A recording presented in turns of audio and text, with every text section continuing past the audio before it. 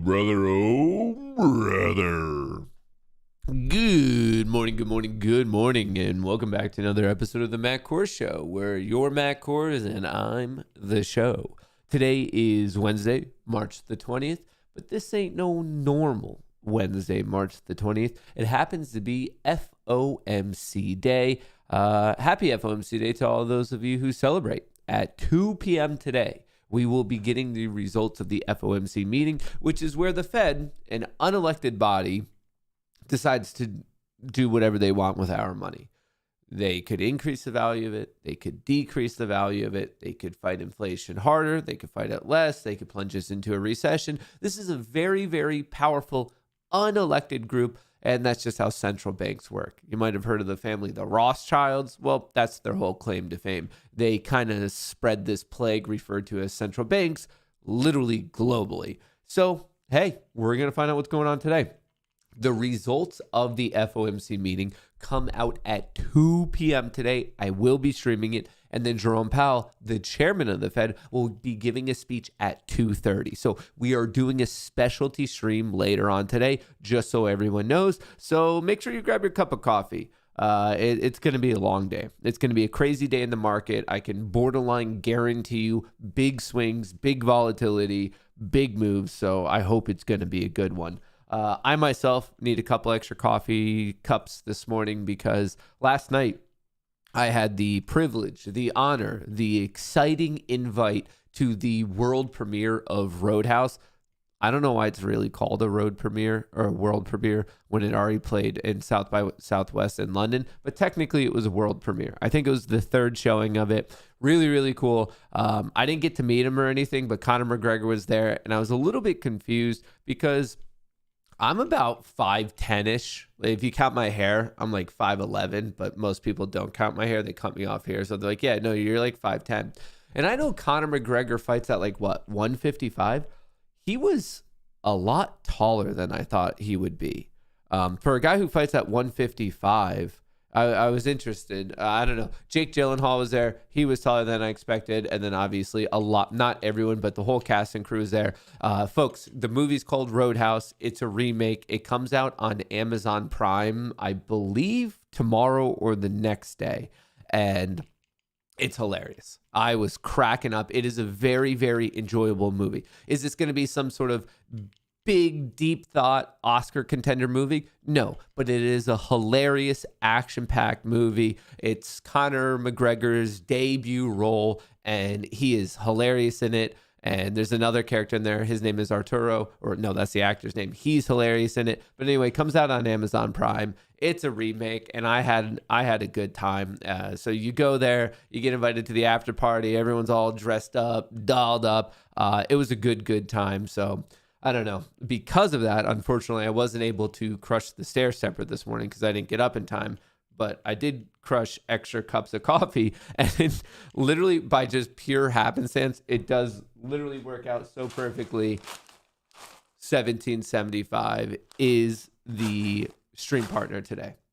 So not only in a normal partnership setting, but a deep, deep thank you to 1775 for putting so much caffeine in my system this morning to keep me going after that premiere. Folks, I'll give you the whole spiel on 1775, but basically they are a high-quality premium coffee brand that not only has great coffee, and they actually have a new product that I'm going to show you, but they are officially partnered up with Rumble as well. So not only do they give you great coffee that is exclusively and ethically sourced from Bolivia, high quality stuff, but on top of it, as a company, the people who are running it, they just really care about freedom of speech. So, hey, if you want to wake up in the morning, you have a little bit of, I suppose, freedom in your cup, check out 1775 Coffee, pinned to the top of chat in the description of the video. And when you're checking out, use the code Matt. I'm going to show you their website and everything a little bit closer to market open. They do have a new product.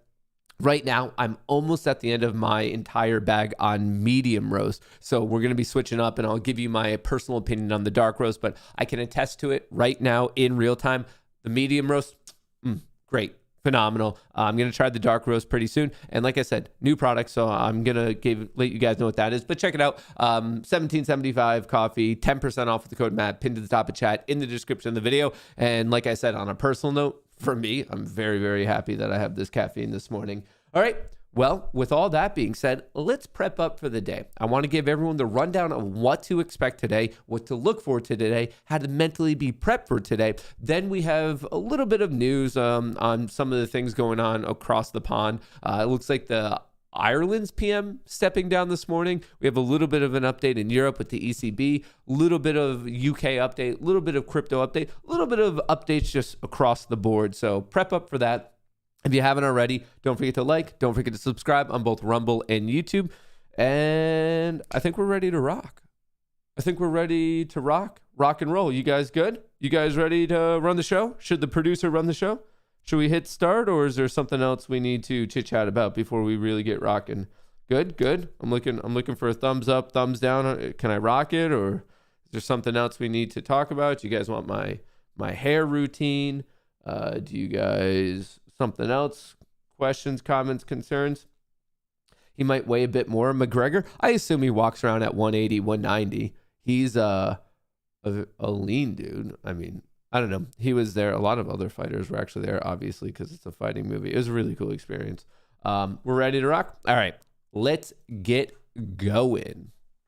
S&P 500 futures are flat as investors await Fed rate decision. The results come out at 2 p.m. today, and then Jerome Powell speaks at 2:30. You could check it out here Wednesday. So there's a couple things coming out at 2. The FOMC interest rate decision. Currently, we're at 5.25%. The question is, are we going to stay there? Then we have the FOMC statement. And then this time around, and I'll be explaining this in more detail in a second, every other FOMC meeting, you get what's referred to as the SEP, the Summary of Economic Projections. So if there were to be more important FOMC meetings, today would be one of them. And then at 2:30, Jerome Powell will be speaking live. Obviously, we're going to be streaming this whole thing. So 2 streams today. So like I said, get yourself a cup of coffee. Just so you know, Thursday, the normal Thursday morning stuff. And then Friday, Jerome Powell will be speaking again at 9 in the morning. Here's everything to expect from the Federal Reserve's policy meeting today, Wednesday. The Fed has a lot to do at this meeting this week, but ultimately may not end up doing a whole lot in terms of changing the outlook of monetary policy. That is not a big brain specialty call out oops, hang on. Let me go back to where I just was. As of now, in real time, the market is pricing in a 99% chance that we stay at 5.25%. We're currently at 5.25% right here. 99% chance, according to the bond/yield market, that we stay at 5.25%. So when people are making this call out of, I don't think they're going to change rates at all, understand that they're calling out the thing that already 99% of us think. This isn't some specialty call out by any means. You can look at the market. In fact, the only time that the percentage really increases for a rate cut is when you get to June. So, I mean, I could predict right now, probably not going to happen in May either. 94% shot that we stay. The only time the odds start to actually pick up is 60% down in June. So please understand, I looked at it on FinTwit, or I guess FinX, whatever we're going to call it now. When people are making these call outs of I don't think anything, we all know that there's going to be no rate change today. And I can say that with 99% confidence. You might be thinking then, well, hang on, Mr. Smart Guy. If we're not going to be doing any rate change, what's going to move the market? Why might we be absurdly bullish and or bearish? Well, it's because if you notice right here, every other FOMC meeting has a star by it. And you could get this on federalreserve.gov/monetary policy. But we already had the January meeting. The March one today, star. June 1, star. September 1, star. December 1, star.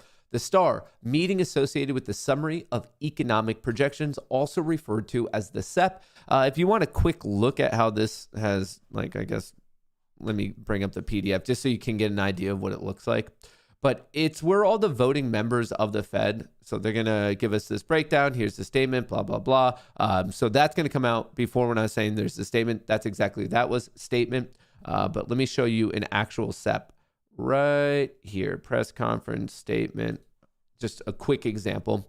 We've seen this before where they give us all these fancy numbers, but what people care about, all these dots, and let me just zoom in so this makes a bit more sense. all of these dots is one voting FOMC member, one voting Fed member, and it's their projection in a certain time frame of where the inflation rate will be at, where the unemployment rate will be at, where the Fed fund rate will be at. It's all the individual votes. So you could see kind of the cohort. Are they getting a little bit more dovish? Are they getting a little bit more bearish? So we're going to be able to see the changes from 2 FOMC meetings ago to this one of where has their mind framework like shifted. Are they more dovish? Are they more hawkish? Are they more bullish? Are they more bearish? Are they more confident? Are they less confident? That's coming out today, and that's exactly what's going to move the market at first. But then from there, Jerome Powell's going to be speaking at 2:30, so the market's just going to be literally scrutinizing every single word he says. Is like, oh, is he coming off as bullish or bearish? Is he hawkish? Is he dovish? Is he confident? Is he not confident? Everyone and all these natural language processing models, they're all going to be really intimately breaking down everything he says, how he says it, how he answers the question, and that's going to cause the market to go wild. So definitely prep up. Officials will also release the SEP and then also their breakdown on GDP, the gross domestic product, which is going to have a big impact on the yields, probably the longer term 20, 30 year inflation and the unemployment rate. That's all going down today, so buckle up. Fed to give fresh clues on path of interest rates. Now, just to set you guys up, remember coming into this year when we're all partying it out between Thanksgiving and Christmas, at that moment in time, for whatever reason, a lot of the bigger market participants really thought we were going to get rate cuts in March. And they, on top of that, truly believe that we were going to potentially get up to 6 different rate cuts this calendar year. That was crazy because even coming into this year, the Fed's like, you're on something. That's not going to happen. Why in the world do you think there's going to be 6?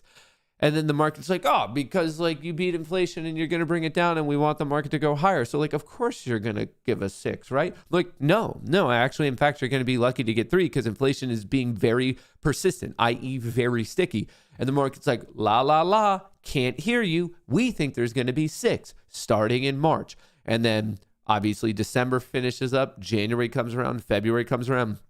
And as more time passes, the market's like, oh, wow, they were actually like pretty serious. They're not going to give us 6 this year, especially with some of the recent hot inflation reports. Don't forget, just last week, the CPI, the consumer price index, and the PPI, the producer price index, both came in hot. They both came in higher than expectations. And then yet some market participants, and then you also have Elizabeth Warren and Senator Warren, and who else joined her?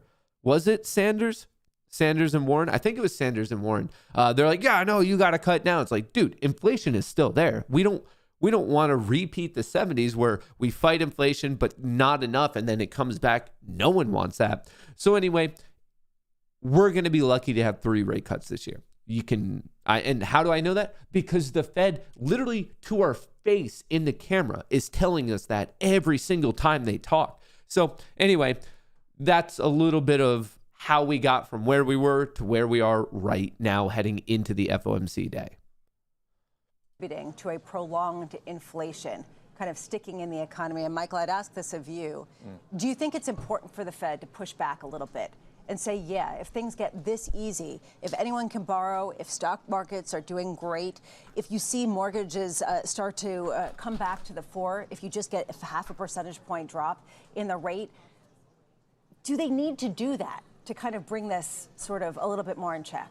I think they need to. I just dropped the poll on YouTube. If you're on YouTube chat right now, cast your vote for bullish or bearish at market open. Vote.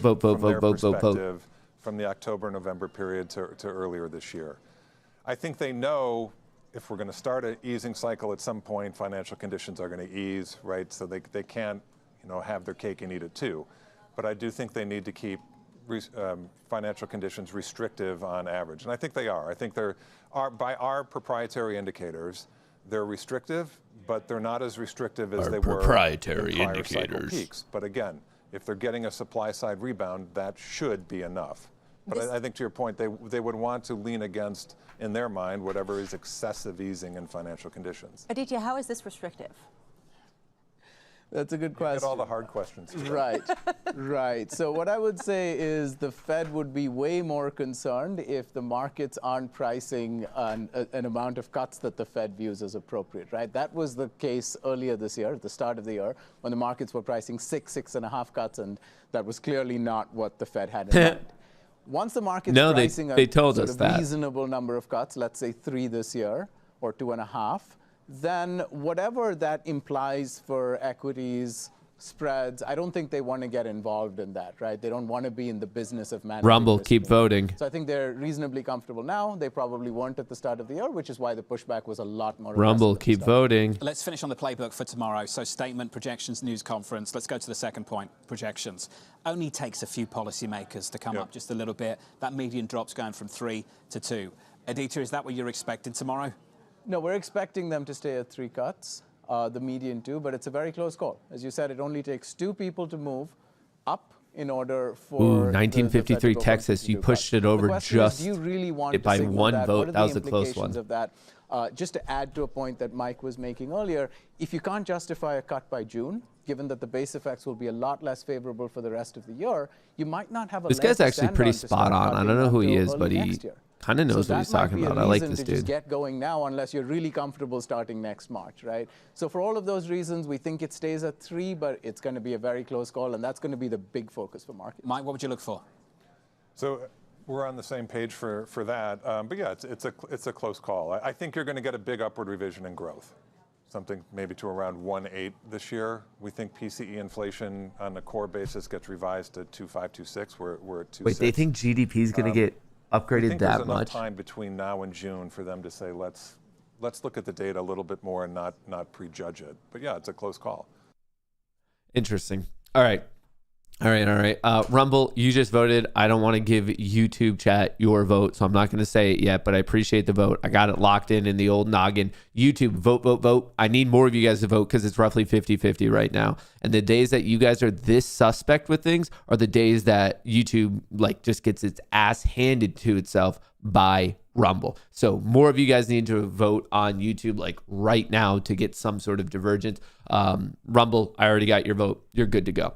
So anywho, 2 p.m. today, set an alarm, do whatever you need to, just glue your eyes to the monitor if necessary. We're streaming again today. We'll start at 1:45, 1:50. Jerome Powell will be speaking at 2:30, but the results come out at 2, and we're going to be breaking down the SEP, the Summary of Economic Projections, to see what in the world's going on with the 19 voting members.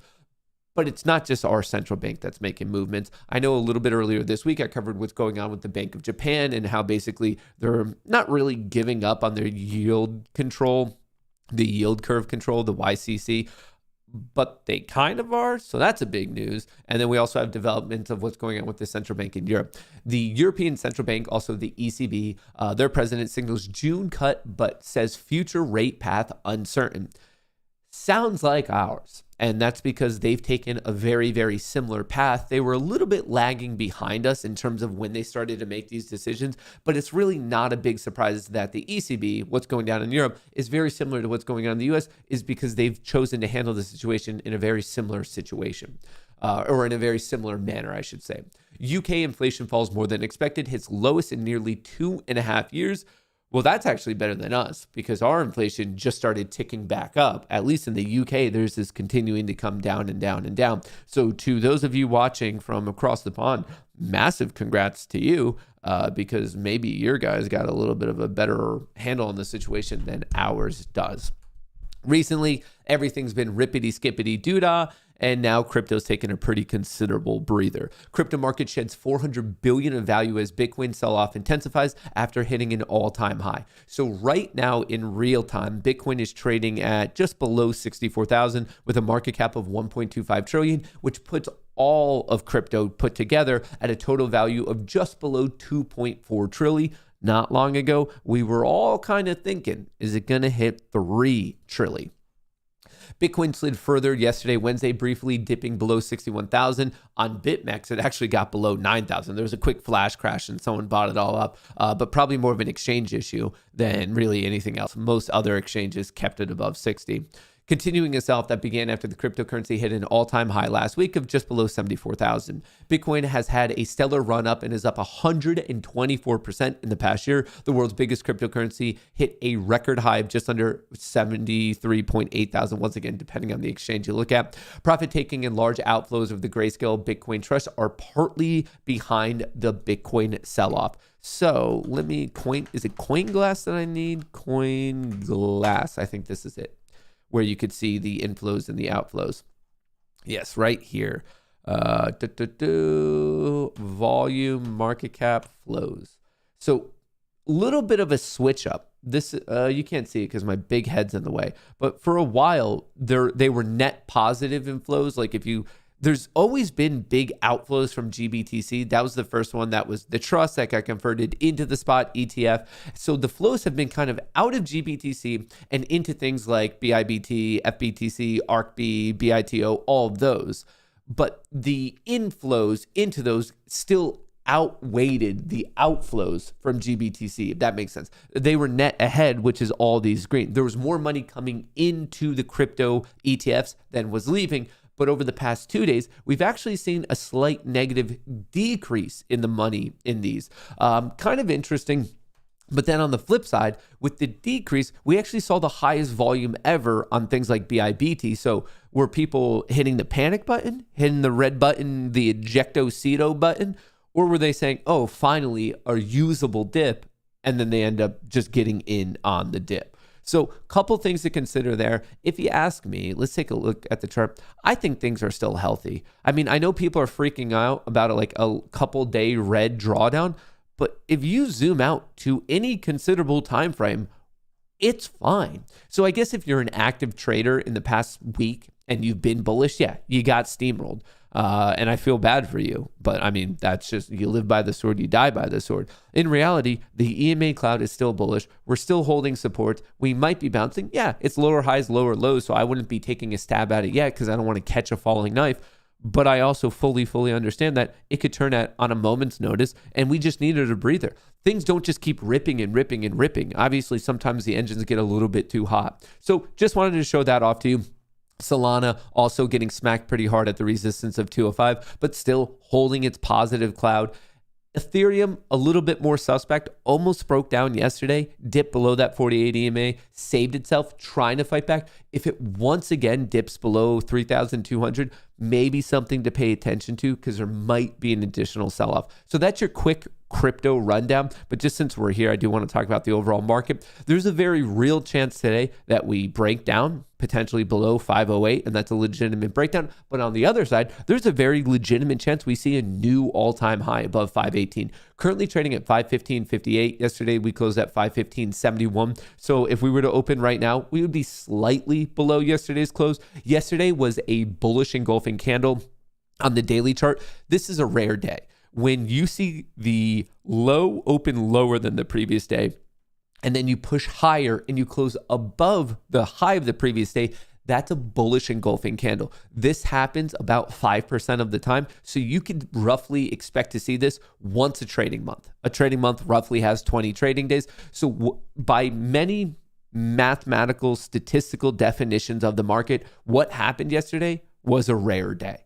It happens 5% of the time, a little less than 5% of the time. You can expect it to see one in every 20 days on average.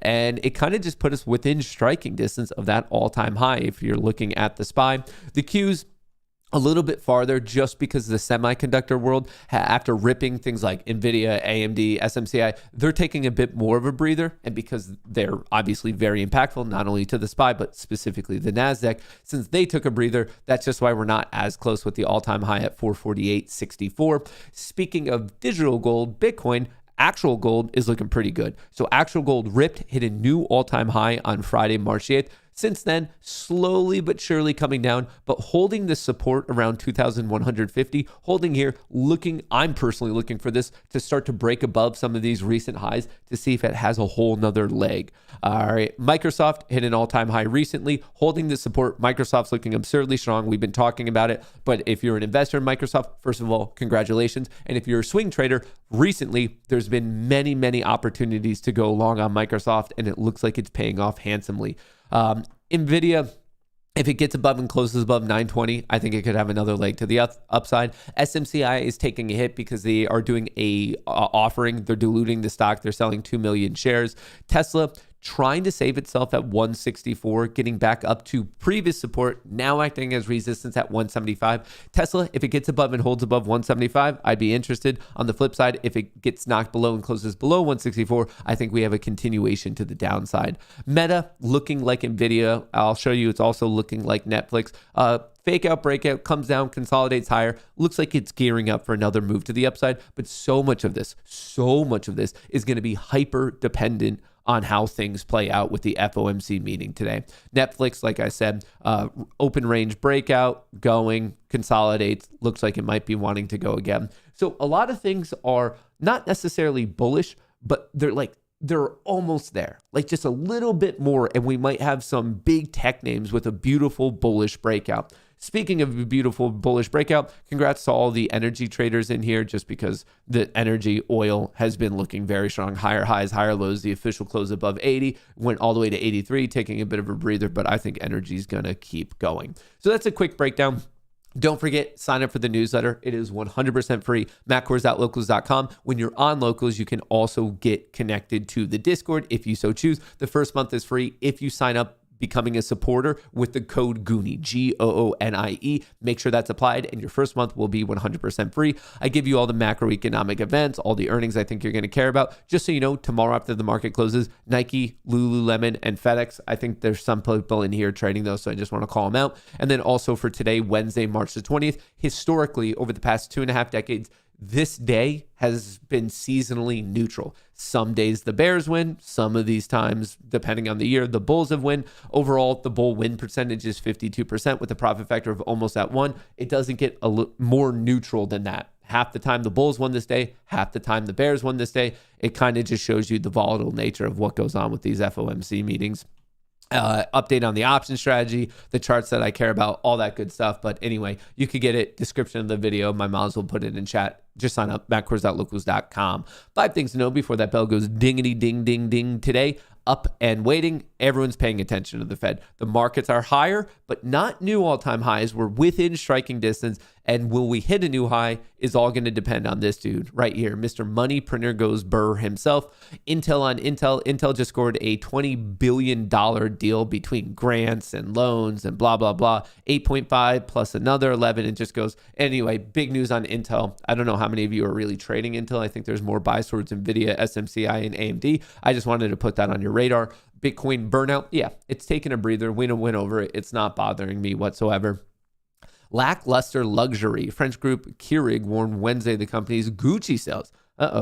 You guys aren't buying enough Gucci. What's your problem? Anyway, I guess Gucci taking a little bit of a hit. All right, let me throw up the overall market. Let's get the daily chart there, just because things are going to get a little bit nuts. Very, very quickly, the 5-minute was bearish, but it's popping up right now. The 10-minute almost broke down, but looks like it's saving itself. The 30-minute bullish and the daily bullish. 5-minute almost breaking down, but saving itself. The 10-minute, okay, good. And the 30-minute. So bullish in the tech sector. And it looks like the overall market is attempting to recover from a little bit of a bearish push, but the major timeframes are a bit more bullish. All right, so we are technically opening up, at least on the SPY, below yesterday's. Oh, never mind, scratch that. We are now above the close from yesterday. So we're pretty much right there.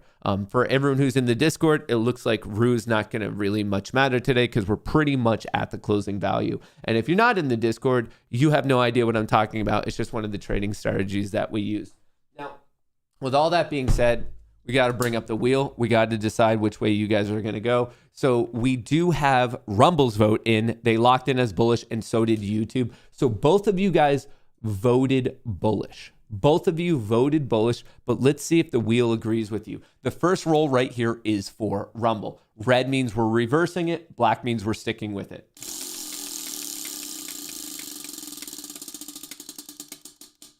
Ooh, Rumble. I know you voted bullish, but we're going bearish. Second roll is obviously for YouTube. Also voted bullish, but let's see if the wheel agrees. No. Whoa.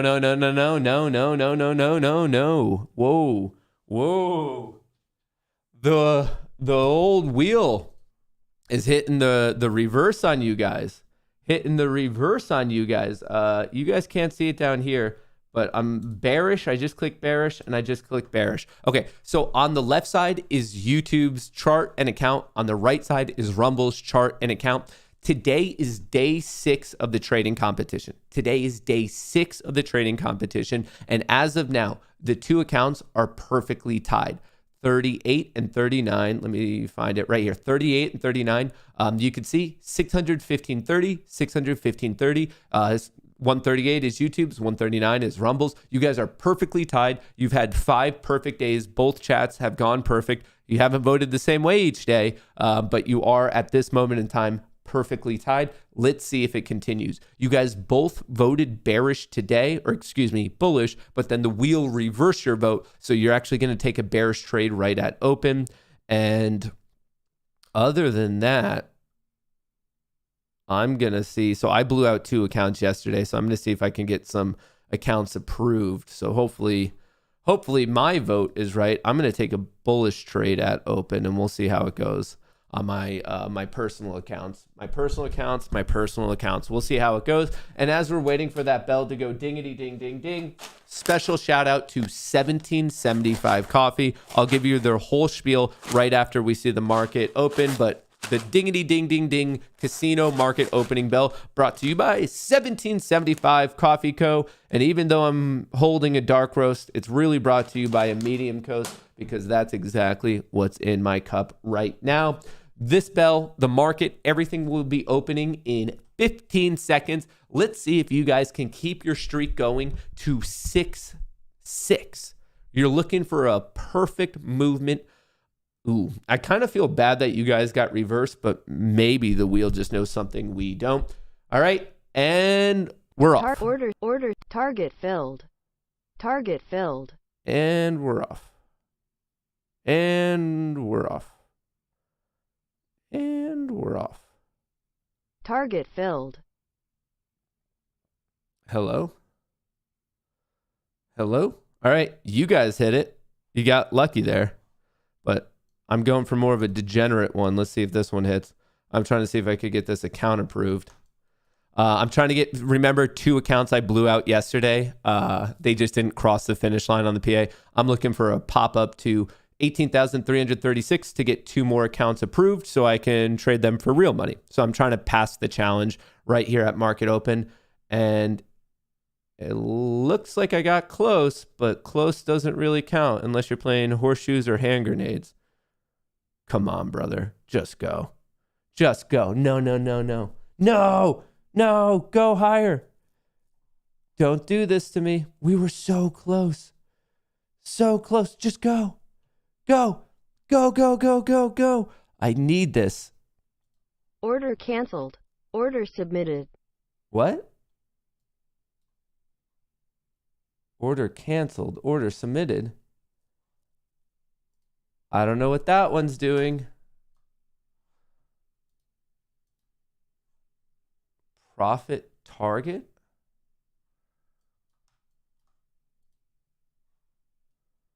Unrealized.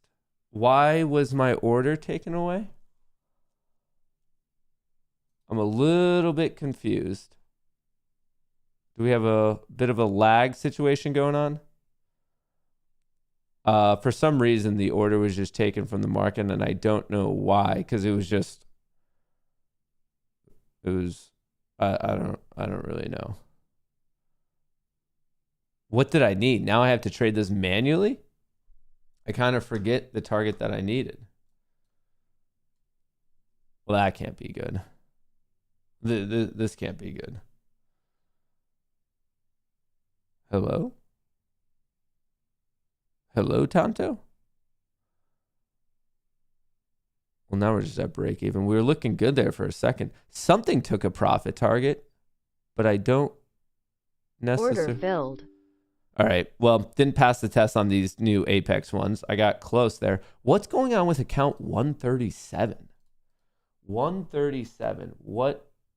Oh, it for some reason decided to buy the high of the day. Nothing like chasing the high of the day. That's cool. That's exactly what I wanted to do. Well, we'll see how that one pans out. But I can tell you guys that right here, 138, this is YouTube's. You made another 135 today. And then Rumble's, you made another 135 today as well. So you guys have successfully completed 6 trading days in a row. And the account, both account is up perfectly, $750.30. I think it'll probably take away a little bit of commissions by the time the market rolls over tonight. But regardless, you guys are still perfectly tied. You are on a 6-day winning streak. I tried to quickly pass the test, just degenerately on these two. Obviously, it didn't work. Got real close, but no cigar. And I only have 1 trade left to go. I'm just trading 1, 2, 3, 4, 5 accounts, and I have 1 more trade left to go. 215, 150, 150, 150, and then 440. It looks like it might be coming back. I might get lucky here, and then I could be ideally done for the day.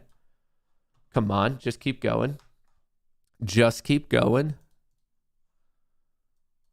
Come on. I just need this, and then that will be my final trade. Then we're going to have, these are the 5 actual counts. Remember, PA means you're going for actual money. When it just starts with Apex, like PA-Apex means you're going for real money. When it starts with just Apex, that means it's still a challenge account and you're trying to get it over to a PA account. So right here, these PA ones are by definition the real money ones. And I just have 1 more left to go. So locked in, locked in, locked in, locked in. You're locked in, you're locked in.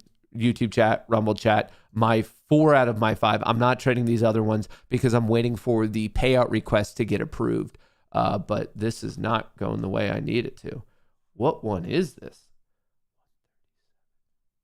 Oh, I know it happened. Okay, I was trying out a new strategy, and I think I went a little bit too big on it. Or you could just argue you got a little unlucky because it was there for, I just unfortunately didn't get mine hit. It happens, but the account can't handle much more of a drawdown. Uh-oh. Uh-oh, SpaghettiOs. Uh-oh, SpaghettiOs. Uh-oh, SpaghettiOs. Yeah, I think I'm about to lose this, which means I would have lost 3 accounts then. That's a bummer. Hey, that's a bummer. Come on, come back. Save it. Save it. What do things look like in the normal market right now?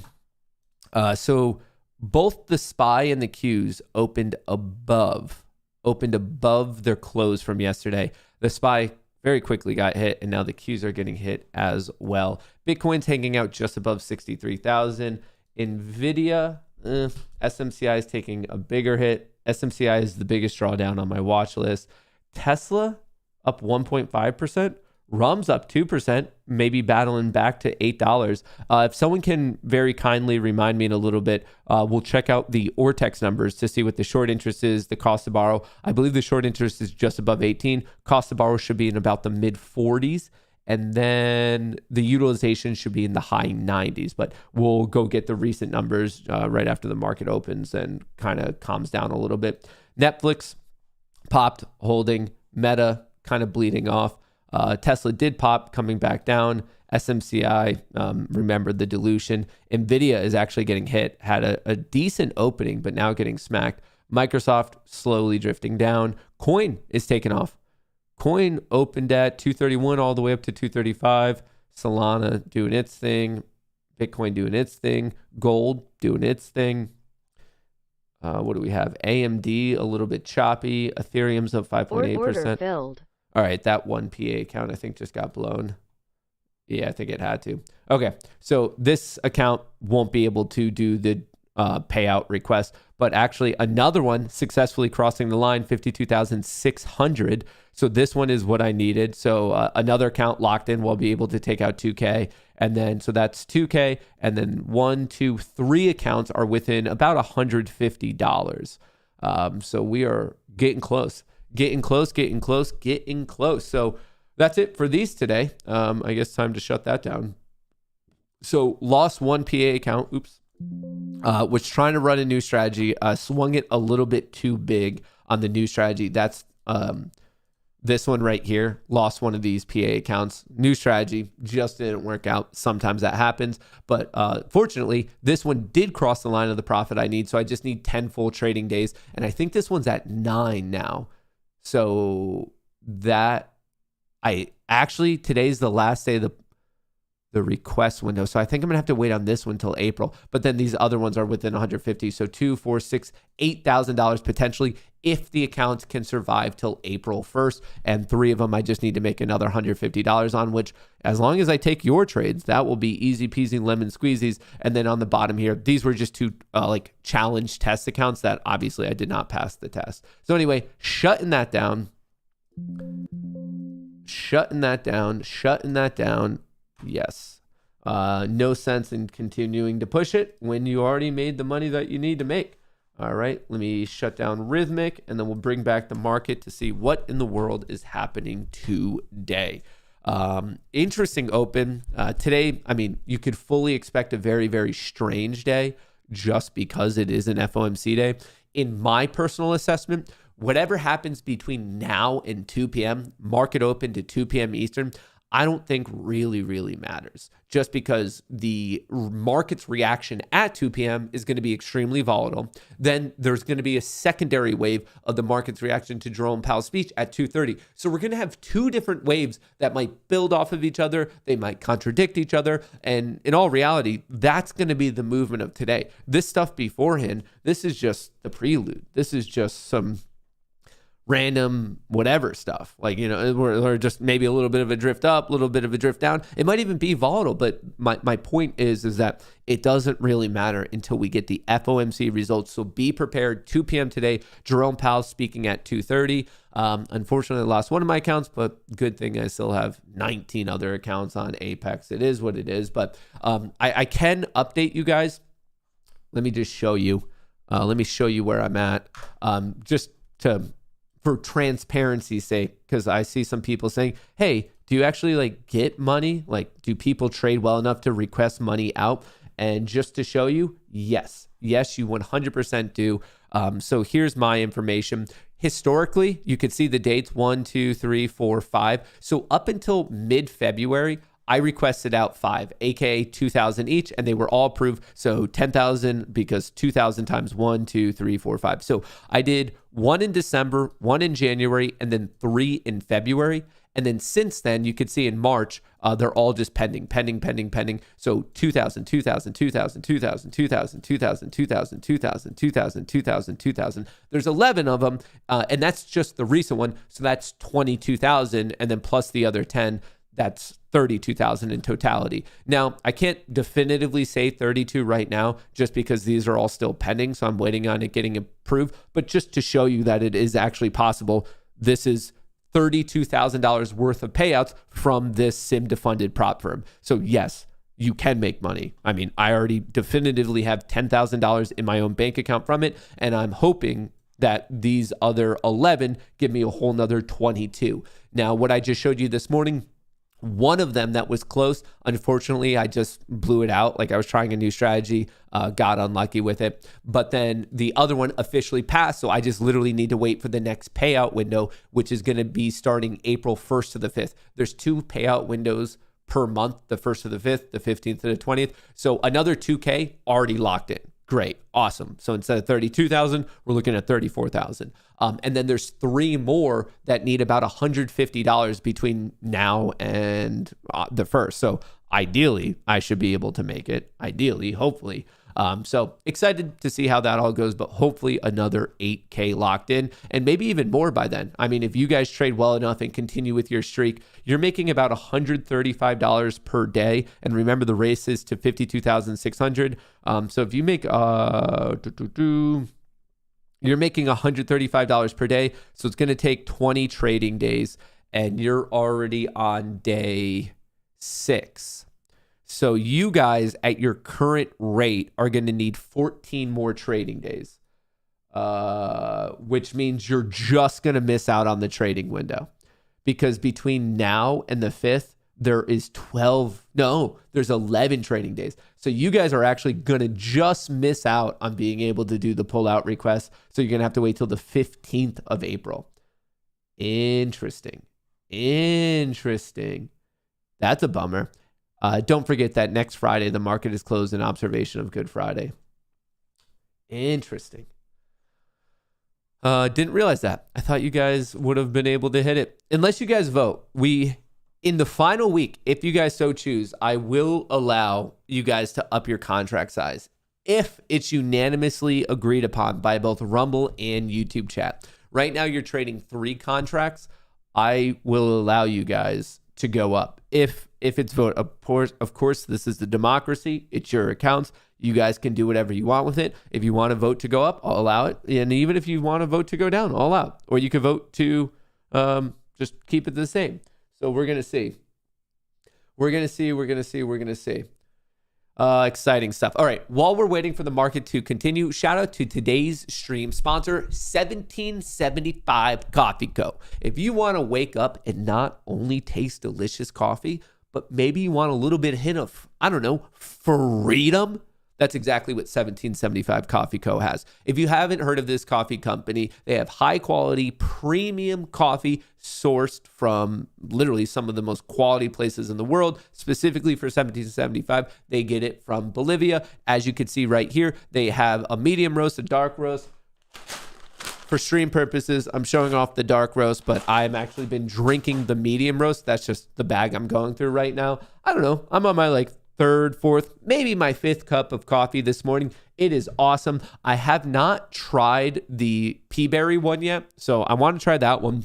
But anyway, 1775, it is delicious coffee. And if you want, if you're a coffee drinker, I highly recommend you check it out. 1775coffee.com/Matt. You use the code Matt, you get 10% off. But that's not the only thing I want to talk about. Not the fact that they have great coffee, not the fact that they actually legitimately care of freedom of speech. And that's exactly why they partnered up with Rumble. So shout out to them if you want to support Rumble. If you want great coffee, great. Use the code Matt, 10% off. But I just noticed on their website this morning that they're getting into some other things as well. This is more than just caffeine in a capsule. Hack your brain to unlock its full potential. Our cutting-edge nootropic supplement will help you do more than just survive in this world. It will help you thrive.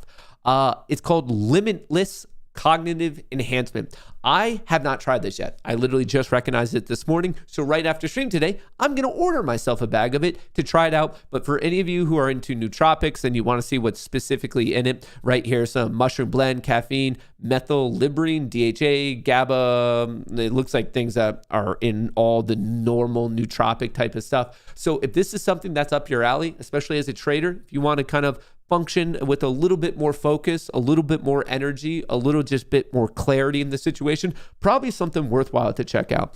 So like I said, I just noticed it this morning. I'm going to order myself a bag of it. I will report back. But once again, all pinned to the top of chat in the description of the video. If you use the code Matt, you'll get 10% off. That's 1775coffee.com/Matt. Check it out. Pinned to the top of chat in the description of the video. At minimum, you get excellent coffee. At maximum, you're supporting freedom of speech, you're turning your brain up to the next level, and you're still getting excellent coffee. So if you ask me, I think that's a win-win type of a situation. Anywho, back to the market that probably wishes it had some caffeine this morning because this is a lethargic opening. An absolutely lethargic opening. Bolivia coffee for an American brand sounds about right. Do you know anything about where coffee's from? This maybe was never taught to you in your life, but coffee beans only grow in certain areas in the world. And then on top of that, quality premium coffee beans are in an even smaller part of the world. So for example, you can't just grow coffee in Antarctica, right? That's, you know that?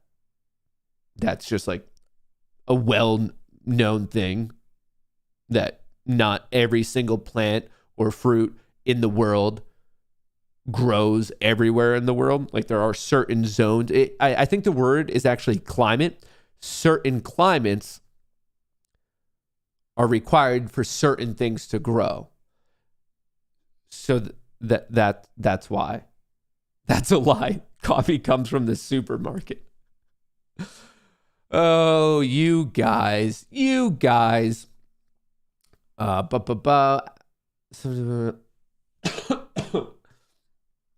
Yes, anyway, Bolivia is a very popular area to get coffee because it's well known that it has some of the best coffee beans that you could possibly source. So there's probably a logical reason why they picked that. If I had to guess, I don't know. I don't run a coffee company, but I would assume that has something to do with it. People are saying DWAC is breaking out. DWAC is looking pretty good. What's the daily chart? So it popped sideways, but now fighting back off a double bottom at 32 all the way up to 42. I guess check out 45 and then 50. Those would be the upside targets. I currently don't have a position on DWAC myself, but it looks like it's trying to break above this shelf, currently trading at 42. I'd be watching, like I said, 45 followed by 50. Key technical levels, key psychological levels. But strong opening for old DWAC. Old DWAC. SPY.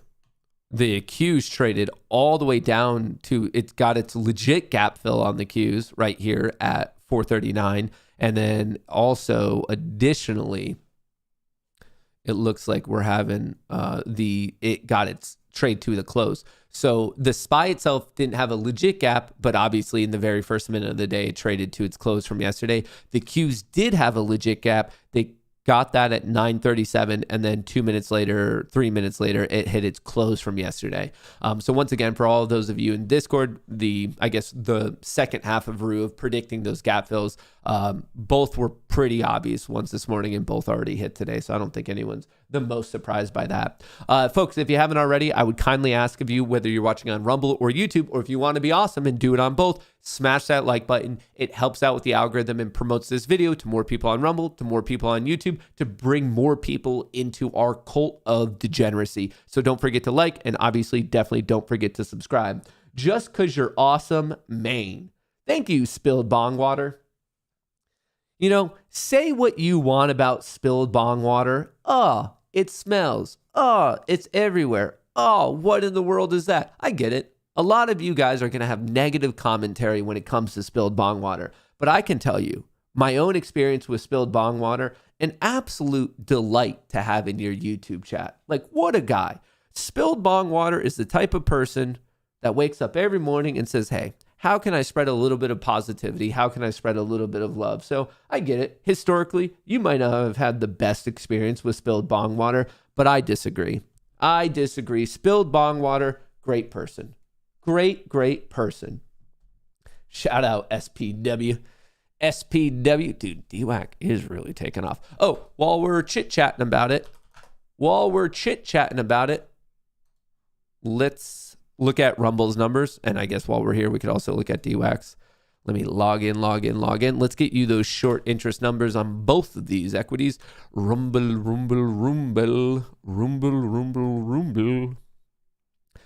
Okie dokies. Short interest on Rumble as of market close yesterday, 18.69%, cost to borrow 43, utilization 98. So short interest and utilization both went up, and actually technically so did cost to borrow ever so slightly. So maybe something to watch, pay attention to, especially with DWAC going. Rum just recaptured 8, is looking a little bit spicy. Looks like Rumble stock had a bit of its coffee this morning. It looks like it definitely had a bit of its coffee this morning. So I'd be once again watching this high from Thursday, February the 8th, see if it can get above and close above 836. But overall, I just really like what I'm seeing. Let's just clean this up a little bit. So obviously 836 is important because it's this recent shelf. But what I'm seeing of why I like this trend is very, very obviously higher highs, higher lows. When you have higher highs and higher lows and the EMA cloud is green, it's telling you the trend is to the upside. When the trend is to the upside and there's about potentially 14 to 18 million shares short, that tells me that there's 14 to 18 million shares that are probably not feeling the best, probably not loving this overall trend, because as it goes higher, regardless of where they got in, their profit is either lessening or their losses are increasing. I'm loving it. Higher highs, higher lows. We know there's a decent short interest. We know that there's very high utilization, and we know that there's a crippling cost to borrow. Obviously, I'm biased. I'm invested in Rumble as just my long-term stock account, but I also love my Rumble chat, and I also love creating content on Rumble. So I'm biased for multiple reasons. But even if you took that away, I think anyone who doesn't, let's say you didn't even know the ticker. If I just showed you this chart and said, What do you think about this? And also consider the fact that the short interest on the unnamed chart is 18.7%. You would say, oh yeah, no, those shorts are under some serious like pressure right now. So I'm liking it, but obviously do whatever you want. DWAC, let's see if it can get above and push to 45. But interesting developments thus far today. Would love for Rummel to remember what I said, the line in the sand, $8.36. I think that would be a big technical win. I think it would be a big psychological win as well. Big technical win, big psychological win. All right. Speaking of the opposite, we're having lower highs and lower lows on the 1 minute chart for both the SPY and the Q thus far in open, but it's not really informing any of my personal decisions today. I'm waiting for that 2 p.m. The 2 p.m. mark. The 2 p.m. mark. We love you, Matt. No, I love you. I love you so much it hurts.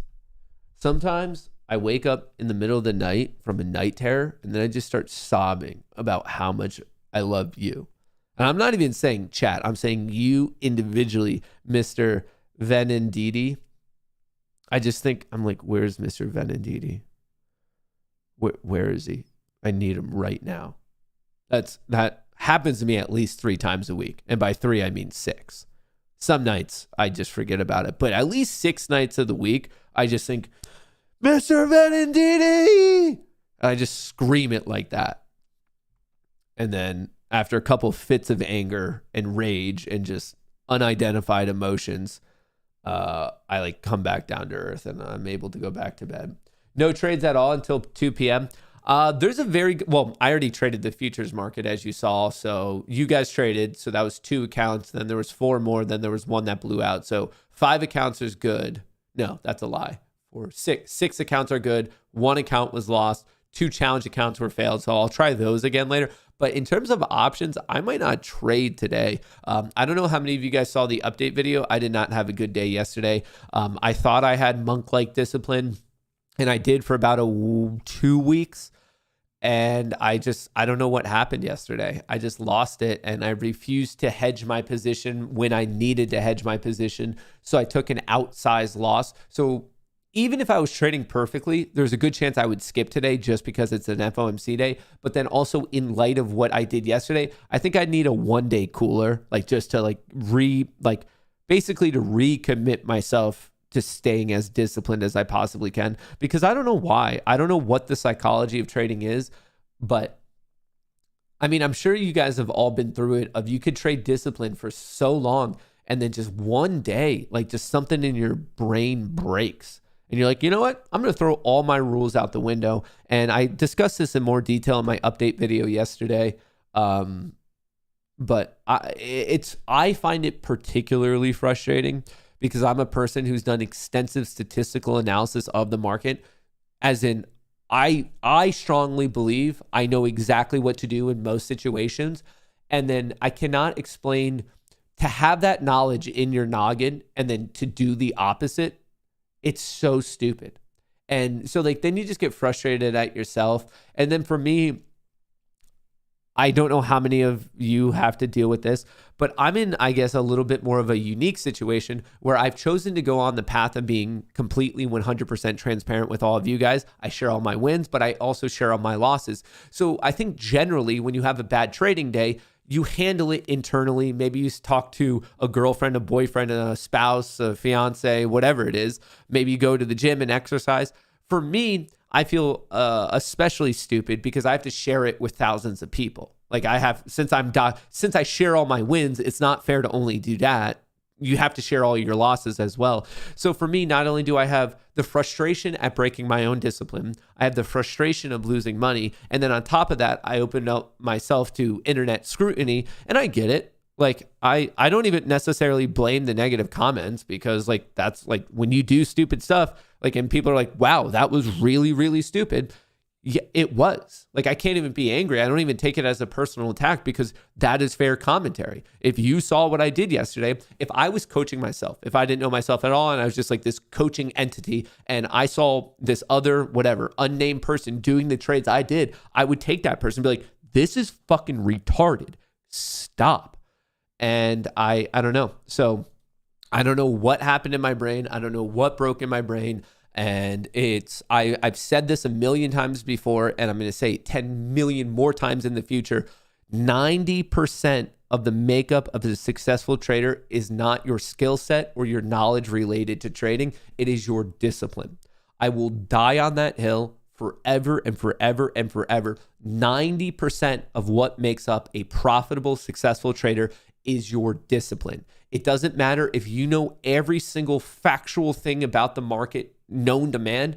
If you don't have discipline, you are going to lose money. I can promise you that. I try to stay away from guaranteeing anything on this channel because the market has like just so many unknown variables. But the one thing I will guarantee you is if you are not a disciplined person, if you are not a disciplined trader, given enough time, you will blow out your account. It will end in disaster. It will end in catastrophe. You will lose money. I promise you that. I absolutely promise you that. And I'm speaking in real time as I'm like my own mental, I guess, attitude is updating and adjusting because I'm a person who I think I don't know. I guess it makes me sound like a douche. I feel like I know quite a bit about the market. But even with that knowledge, it doesn't mean squat. It doesn't mean shit if you're not disciplined. And the issue with trading is it's not a game where you can become undisciplined every once in a while. It's not a game of rounding up of, oh, they're disciplined 90, 95% of the time, and that's close enough. The issue with active trading especially is you have to be disciplined 100% of the time. It's binary. It's not, oh, you're mostly disciplined. It's either you're always disciplined because the second you're not disciplined 1% of the time, you can lose your entire account. And that's what's so difficult about it. And that's one common thing that I just don't ever hear anyone talking about is if you go to the gym most of the time, let's say you go to the gym 300 times out of the year and there's 365 days, people would say that's a disciplined person. They work out a lot. If you eat clean all of the time, if you are meditating all of the time, blah, blah, blah, and you only miss it once in a while, the world around you still thinks you're disciplined because you are disciplined. That's a lot to eat healthy. That's a lot to meditate. That's a lot to go to the gym, blah, blah, blah, blah, blah. That's a definition of discipline. The issue is it's not stringent, or the stringent definition of discipline in the market is very different. The definition of discipline in the market is literally 100%. And that's the problem that I think maybe is never really articulated. You could go to the gym 6 days out of the week and the world applauds you. And you have your cheat day on day 7 to keep you mentally set. You cannot have a cheat day in trading. And that's what's so incredibly difficult about it is you are never afforded the opportunity to take a misstep. You take a misstep, you step on a mine, and you blow up. So you could be disciplined a lot and still not have what you need to win in the game of trading. To win in the game of trading, it's always. We're talking about no missteps. We are saying you always 100%, not like the college girl of like, I'm saying the literal definition of always, you always have to be disciplined. You cannot take a misstep. And that's the difficult thing that is never really explained. I mean, the one book that gets close to it is Trading in the Zone by Mark Douglas, who's phenomenal. He's an OG in the world of trading. He's a great trading, I guess. I don't know if he technically has a psychology degree. I don't exactly know his credentials, but he's well respected, and he's thought to have one of the best books on trading psychology. And I agree. I try to read his book or listen to it at least once a year, and he kind of gets close to it. But I guess in this new age, especially with us and this degeneracy and 0DTE trading and crypto going this way, that way, it's never articulated in that manner that this isn't a game that you have to be mostly disciplined. This is a game where you have to always be disciplined. So even though I've had arguably 3 missteps this year, that's horrific because the answer should be 0. You're not allowed to have missteps. So I don't know. It's food for thought. It is food for thought, and I want you guys to maybe just mull on that, sit on that, of as much as you know about the market, knowledge is great. But you could also just be like not knowledgeable and still make a lot of money. I've met a lot of dumb people who don't know much about the market, but are more profitable than I am. And the answer is because they're always incredibly disciplined. Always. I don't mean most of the time. I mean, they are always disciplined. If right now, if you were creating a perfect trader, if you could max out one thing before the others, you would max out discipline. That is the one attribute that if you're playing whatever NFL Madden and you can like make your own characters and you're running it up, or if you're on RuneScape and you're running a level to 99 or whatever it is, you go discipline first, without a doubt. The knowledge it's coming up later. Like, that's fine. Like, you don't really need that much knowledge of the market. And I get it. Like, Wall Street, they like to put themselves on like their special soapbox. They like love to be on their high horse of how smart they are. No, it doesn't take much knowledge. I'll tell you the secret. It really, really doesn't. A couple basic things and you're good to go. Really, truly. The difference is the battle in your own brain and your own psychology. That is going to, I'm promising you this. That's going to be 99% of your battle, is to get your discipline right, not to gain more knowledge. In all reality, and I've said this before many times, what you need to know about the market in terms of just pure knowledge from like a technical standpoint, you can learn in one long weekend. I wholeheartedly believe that. What's going to take you months and if not years, and maybe you'll get it faster, maybe you'll never get it. It's more of the discipline, the psychology side. That's going to be the big battle. And I guess just because I transparently share my own trading journey with all of you, that's obviously the point that I'm still battling. I'm getting better at it. Historically, like if you went back, whatever, 3, 4, 5 years, I would have undisciplined events, I don't know, every month, every 2 weeks.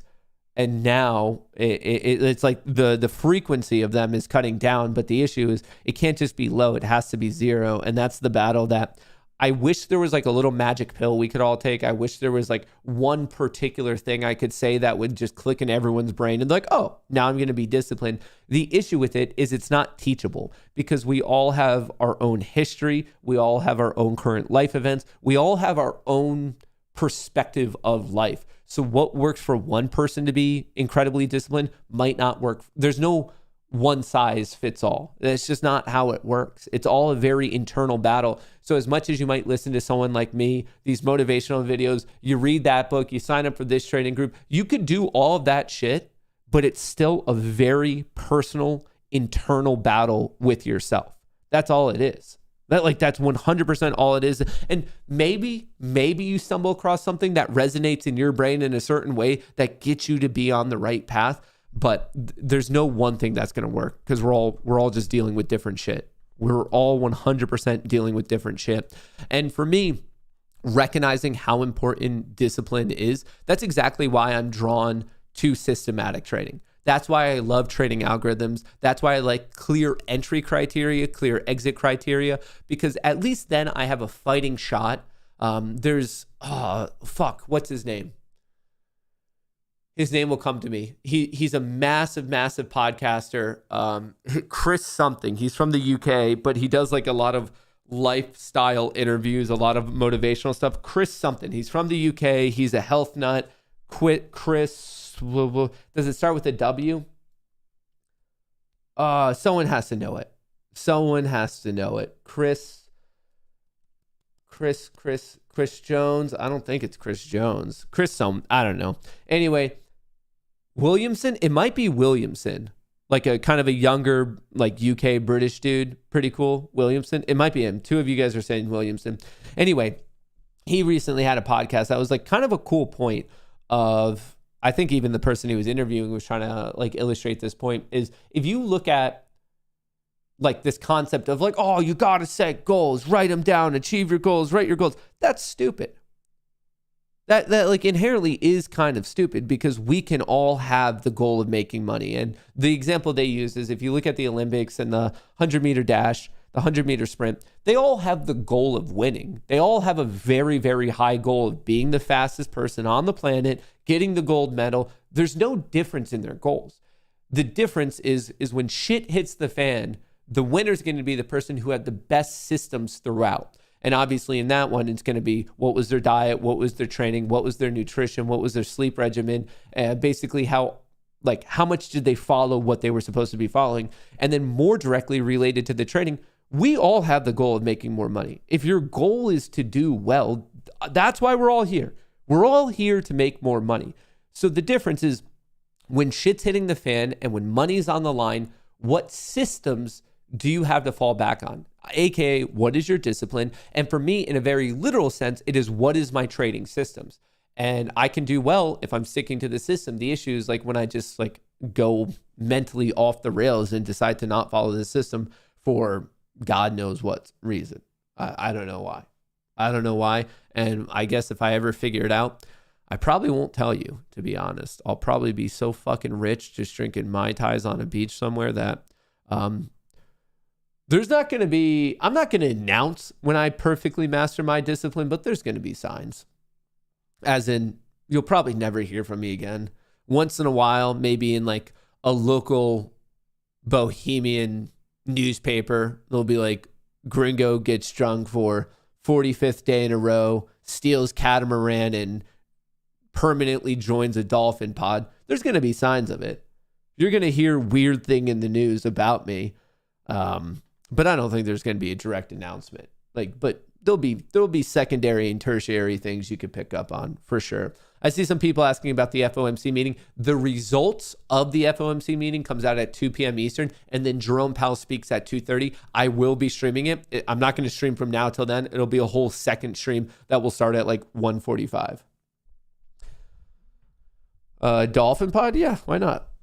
Why not? They seem like cool creatures of the animal kingdom. SPY trying to bounce a little bit. Let's check in on the options market.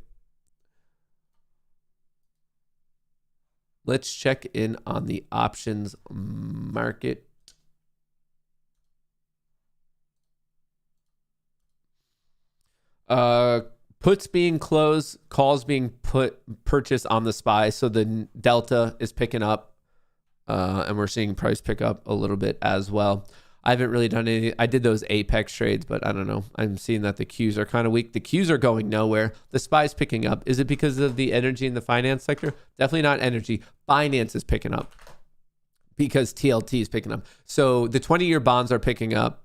So that's helping out XLF. The fact that XLF is going up as everything else is pretty much just going flat means that the SPY is also drifting up. Utilities are looking good. So finance and utilities and industrials.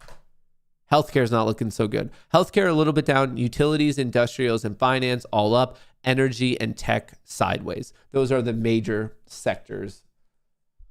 The major sectors of movement. Rum tapped 8 a couple times. Would love for it to get above and close above. How's DWAC doing right now? DWAC's doing its thing. Would love for that to push to 45. The SPY hit its close pretty much right at open. Actually tagged its high from yesterday as well. And now fighting back, the Qs are perfectly flat.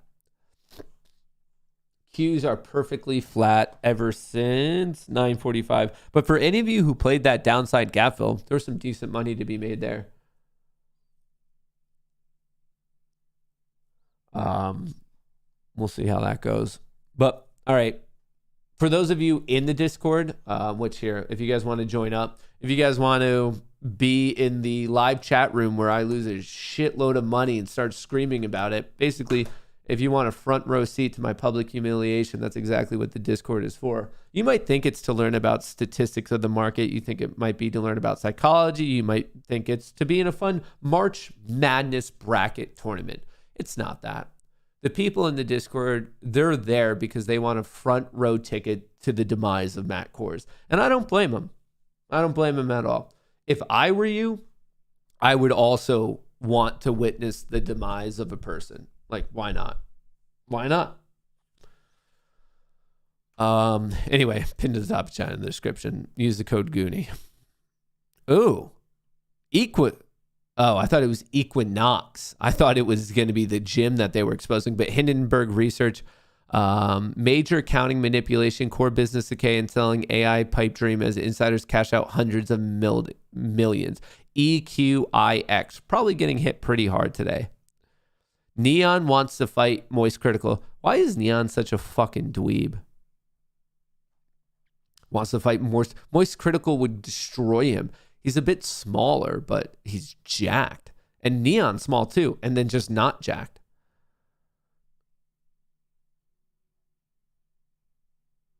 All right. All eyes on this man today. Let us pray.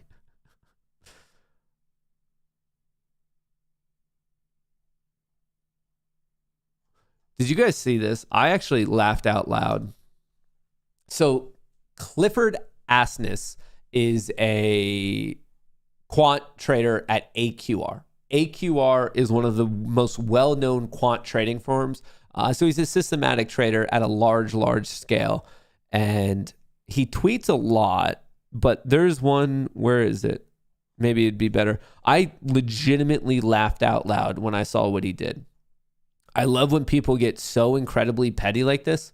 Okay, so Clifford Asness, Jeff Sachs is what's called fake smart. He says things that will sound like what an Ivy League Davos man should say, and lots of people nod and say he's clever. Nope, he's smart adjacent at best. He never says anything but truly insightful, but often says things that are just dumb, and then he goes on and on and on and on. And then some random unknown account said, imagine being a billionaire, yet spending your time moaning on Twitter about how other people are not smart. Obviously, he's saying that to Clifford of like, hey man, don't you have other things to do? And Asness said, I don't have to imagine. And it's awesome. I just thought that was absolutely hilarious. I'm like, yeah, no. I'm a billionaire and I'm bored and I'm so petty that I will respond to a no name, no nothing account and just be like, yeah, I am a billionaire. Go F yourself. It's hilarious. The world of billionaires. The things to do. I would do that. Imagine, I would totally be a petty billionaire and just start fighting with people for no reason. Don't have to imagine, brother. I already do it. The SPY may be bouncing a little bit. We're kind of choppy, not much momentum right now. Bitcoin picking up almost back to 64,000. Can you check the Tulip short interest for us, please? Thank you. For legal reasons, I'm not allowed to showcase it anymore, but I can tell you it. And it's just because I'm caught up with local, like various world governments on the whole situation. But the short interest is 420%. 420%. Cost to borrow is 69%. 69% cost to borrow, 420% short interest on tulips. So I'm legally allowed to say it. I'm just not allowed to show it. And when I say local, like various world governments, I'm not saying like the different countries within the world. I'm saying like Earth. And then like that would be one. And then obviously various other ones like in our local galaxy. It hasn't really become an issue on a inner galaxy level. So it's still within ours. Just to clarify, I don't want you guys to think that it's like that big of a deal, but it's still a pretty big deal. It's a pretty big deal. All right. Anywho, 5-minute almost broke down, trying to save itself. 10-minute almost broke down, trying to save itself. And the 30-minute still bullish. 5-minute did break down. 10-minute did break down. 30-minute trying to bounce off the 48 EMA. So everything is currently in that, what I would classify as the very suspect category. The very, very suspect category as of this moment. No Piper signal today. Not as of now, dude. Nothing's happening in the market. So the signal, if there's nothing moving, Piper's not going to signal. Maybe it's going to get going on the SPY here. Potentially. But I don't know. You're going to have to talk to the market about that one. How is it illegal to showcase the short interest? You'd have to take it up with the interplanetary judge. Something about breaking the galaxy's financial system. I mean, it's like one thing if a normal person says it, but don't forget that I'm the world's largest Pico influencer. So when I say something, there's ripples are created, moves are made. They're scared of my level of influence, to be completely honest. The world, I mean, it's not just like a Pico influencer. You're looking at the world's largest Pico influencer. So I think they're just worried, if you ask me. I think they are just like straight up scared. The Qs may be trying to do something here. They're really just they're just pinned to yesterday's close. The SPY is also basically pinned to yesterday's close, so we're just not moving right now.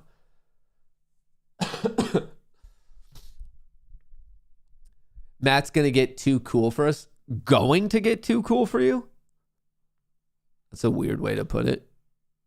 Going to, as in the future. As in not right now. What? Is that? They're burning the gas out of an animal? Is that allowed?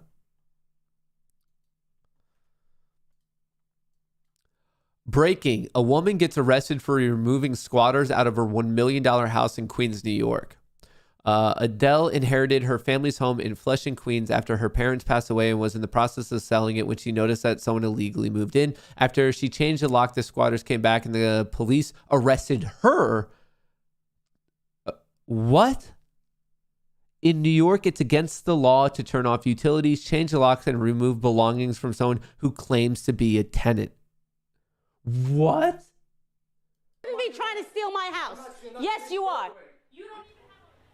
How about that? A squatter standoff. A property owner confronts a group of people she says moved into her $1 million home in Queens, and our cameras were rolling as dozens of officers showed up. Several people were taken away in handcuffs, and one of those arrested may surprise you. Investigative reporter Dan Kraus joins us now with more on what happened. Tell us, Squatter Dan. rights are the biggest bullshit ever. This is a very big growing problem. I received dozens of tips from viewers about this in just the past week. I went to do what I thought was going to be a routine interview. Instead, we capture what police and property owners are dealing with on a daily basis. I have video of you. Who are these people? Out the situation. Yeah, but they're in my house, man. Relax. No. To understand how this day ended, We need the police right away. with multiple 911 calls and arrests, we have to start at the beginning. Adele, the hardest question is how do you say your name? We met Adele Andaloro outside the home her parents left her in Flushing, Queens. She's in the process of selling it. No, he locked it. But she's been locked out. She claims squatters moved in on February 6th and refused to leave. What's it like being here knowing you can't go inside of your own home? It's enraging. It really is. In New York, squatters have rights after 30 days. By the time that someone does their investigation and they do their work and their job, we'll be well over the 30 days, and this man will have stolen my home. And now she's back. Just after wrapping up our interview, a woman showed up. What are you doing in the house? Are you renting this house? Why are you here? She unlocked the front door, saw our cameras, and took off. It's open. Let's go in the house. It's open. Adele and her daughter, with the property deed in hand, went inside. This is my furniture. These are my curtains. She didn't just find her belongings inside. There's a man sleeping right there. Get out of my house. She found two men. How long have you lived here? I moved in about 2 days ago. They've called the police on me, and I've called the locksmith. I didn't come in illegally. The door was open. Police started interviewing neighbors and looking for documents. Do you have something that shows that you've been here for more than 30 days? They took the man who told me he had been renting for 2 days out in handcuffs They got one out. and escorted the other guy off the property. Now you're afraid to come out. I'm not coming out. This house is empty. This is my home. My locksmith is on the corner waiting to change my locks. And it's not fair. It's not fair that I, as the homeowner, should be having to go through this. How you doing? Minutes later, a locksmith showed up, but police gave her a warning before they left. I may end up in handcuffs today if this man shows up here and says that I have illegally evicted him. I said to them, let him take me to court the way I've been told to take him to court. But today, I'm not This leaving is my house. crazy. Less than 10 minutes after police left and the locks were changed, the man who claims to be the one actually leasing the house shows up. What a Call the piece of police shit. again. With the other guy, police took off the property. Do you see this? This guy just literally broke down my door, broke through myself and my daughter to get in here. This guy just forced himself into my house. No, he did not. Yes, he did. No, he did. And so did you. You broke through the front door. Officer. The man called the police on her. So why is it that I have to leave and he doesn't have to leave? Because technically he can't be kicked out. We need to go to court. They consider this a landlord-tenant issue. And by law, it has to be handled through the housing court, not with police. If you own this house, you would not want her inside. I don't own the house. I don't own it. Exactly, Yes. she does. Yes, but then once again, you should know how the law works. I do know how it works. There's rules to the as you got to go to court and send me to civil court. He says he signed a lease in October, but wouldn't tell us with who. I got proof longer than that. Show us the proof. But who are you for me to show? I showed it to cops. Dan with Channel 7 News. If you don't want to show it, you don't want to show it. Proof. Come here, brother. I like that. I would like to see it. He didn't show me a lease. This is a bill. A bill for work he says he had done to the house. He didn't show police a lease either. The police department doesn't have the lease? No. He's got no documentation. Just bills. So Adele, you're getting arrested right now? I'm being arrested For what? for being in my own home. And where's your lease? She's fighting the house. It's not her house anymore. My deed That's is what was current told and to her. legal. Arrested for unlawful eviction. She changed the locks on a man who claims he lives there. So how does this all end then? When do you leave? The way it ends is either she pays me my money that I put into the house, pay me the money, and I'll leave, or send me to court, and we deal with the judge in court. It's that simple. It's not that simple. It's a long process. Evictions can take close to 2 years to complete. It can take, dude, you should just, if someone is literally squatting in your property, you should just be able to beat the shit out of them. What? That's insane. What the fuck? That's crazy. I'd be so pissed. Yeah, no, I think governors should fix those local laws for sure. For sure. Only in New York. I think it actually happens quite a bit in the spy breaking out. I think it happens quite a bit in California as well. So I've heard about crazy things happening with Airbnbs and Airbnb squatters, and it's absolutely nuts. Absolutely nuts.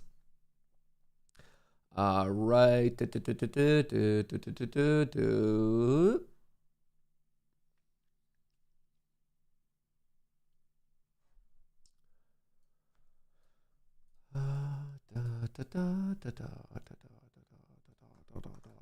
I am putting Piper in. What is today?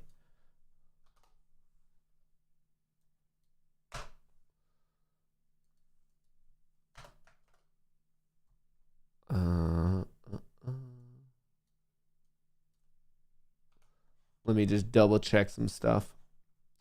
Double check that my math is right.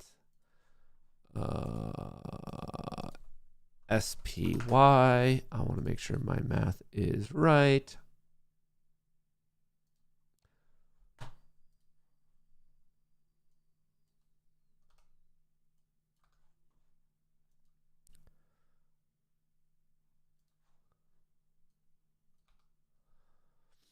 All right.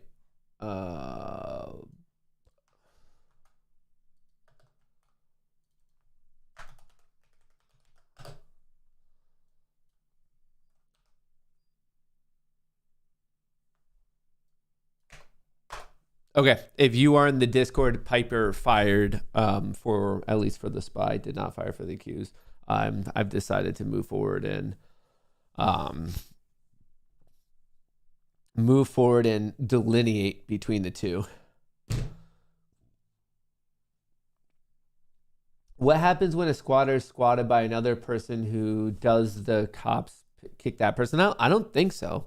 That brings up the fair question. Can you out squat the squatter? Can you out squat the squatter? Squatters' rights or adverse possession ensure that the land or property is utilized rather than abandoned, promoting efficient land use. No, it's promoting theft. Wait, Chris, are you being serious? Promoting efficient land use? It's not their land to use. That logic is actually so absurdly flawed. So you're saying, Chris, by that logic, that I could come and just take your car out of your garage and just be like, no, it's efficient. It's not fair that you have a vehicle that you don't use, so I'm just going to take it because I'm going to use it more than you're going to use it. What kind of fucking backwards logic is that? Promoting efficient land use? Dude, if it's someone's property, it's someone's property. You're literally justifying theft. There's no way. It provides a legal framework to recognize the rights of individuals who have openly, continuously, and without a permission used land, encouraging responsible property management and use. It's theft. How is that responsible? It's theft. By definition, breaking the law is not responsible, and theft is irresponsible. And you're saying it yourself, without permission. that is theft. That is the dumbest argument I've ever heard. That's so stupid. That's incredibly stupid. You really, really need to think about that, and you probably will. And you're like, that's just virtue signaling. That is spoken as a person who has not had to fight for everything they have and work for everything. You are literally, I don't know anything about your background. You're saying it as a person who has like a silver spoon in their mouth, born like, no, we all deserve this. Everyone should have a mansion. Everyone should have a house. Dude, that's absolutely insane. That is spoken by a person who has not had to fight for anything in their life. Imagine if someone left a bike in your garden and then didn't come for it, not after many years. You take care of it, maybe even point it, fix it. What do you mean for years? This horrible analogy. First of all, you can't leave a bike in my garden because it's my garden. You're leaving shit on my property. So I would get rid of it because you can't leave stuff on my property. This is, hey, I noticed that you didn't do anything to your garden for a season, so I'm going to come in and make a garden and now it's mine because you weren't using it. That is the most absurd, hardcore, leftist, liberal, virtue signaling take I've heard in a minute. If you in any sense think that a squatter is even 1% right for stealing, that's bullshit. By your logic, I could go to your bank account and say, you know what? I've noticed that you haven't been using your savings in a while, so I'm going to use it. I've noticed that there's cash sitting in your account, and that's not an efficient use of money, so I'm just going to take it. And I'm going to take it openly and without permission. That is literally your logic right now of like, dude, I'm noticing that you're not using your money. I'm noticing it. So I feel I could use it more efficiently. So I'm doing it openly and without permission. We might as well use money efficiently. That is literally your logic right now. And there's no difference. Literally, there's no direct difference between the cash in your account, an asset, and property. What a fucking silly liberal take. I'm not a leftist. It's a shitty loophole that has legislated, unfortunately. Of course it's a loophole. And at least I know, Casey, you're left-leaning, but at least you could admit, and like I hope most people can, on both sides, the extremes are bad. But to try to stand up for an extreme, I mean, Chris, what the fuck, man? Think about that. It's just absurdly, logically inconsistent. Unless you agree that I could come and take your money because you're not using it efficiently. If you have cash sitting in a bank account, I could argue that that is not an efficient use of cash, so I'm going to take it openly and without permission. That you have to agree that I can do that, or you're being logically inconsistent. So silly. Fucking, I cannot believe that you think that's fun. I mean, it's stupid laws, and you could at least admit that it's like a loophole. And I'm sure those laws were created because back in the days of like hardcore slumlords, they were probably huge fucking assholes. But now the pendulum's come the other way. So I don't agree with either. I don't think landlords should be overbearing assholes that could kick people out on a moment's notice. But obviously, to fix that issue, they made laws that now there's loopholes that are being exploited in the opposite direction. I don't agree with either. Let's just be logical and reasonable. You shouldn't be a piece of shit landlord, but you also shouldn't be a piece of shit squatter. I don't think it's like that big of a take. I don't think that's like a hardcore mental gymnastics breakdown. Just be a good person on either side. Imagine you find a toy no one's playing with and start playing with it every day in the playground. If nobody says it's theirs, it's for a super long time. What? That is not the same situation. These squatters, someone saying, this is my house, get out of my house. Your analogy is stupid, man. Let me fix your analogy for you. Someone is playing with a toy in said playground. They then put it down for a second and say, I need to go get some water and take a break. I'll be right back. And then they come back and someone says, hey, I noticed that you put this down for a second while you were getting water. This is now mine because you weren't playing with it. That's your logic. A really long time. Dude, she has the deed. It's hers. And even by that logic, I don't care. I don't give a fuck if someone owns 20 houses and doesn't touch them for 20 years. It is their property. Dude, I don't even think you understand how dumb you're being right now. By your analogy of just like, oh no, they didn't play with the toy for a little bit.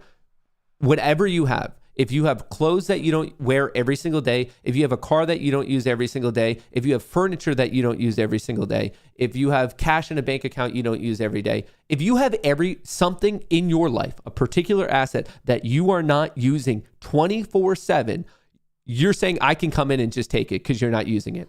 When super rich folks buy lots of houses in London, just sit on them like they're collecting fancy stamps, it's like they're taking away pieces of the city that could be homes for people. Who gives a shit? That's their right. It's theirs. You might not morally agree with it, but that doesn't mean it's illegal. Who gives a fuck, Chris? Just whatever. If they're super rich, they're super rich.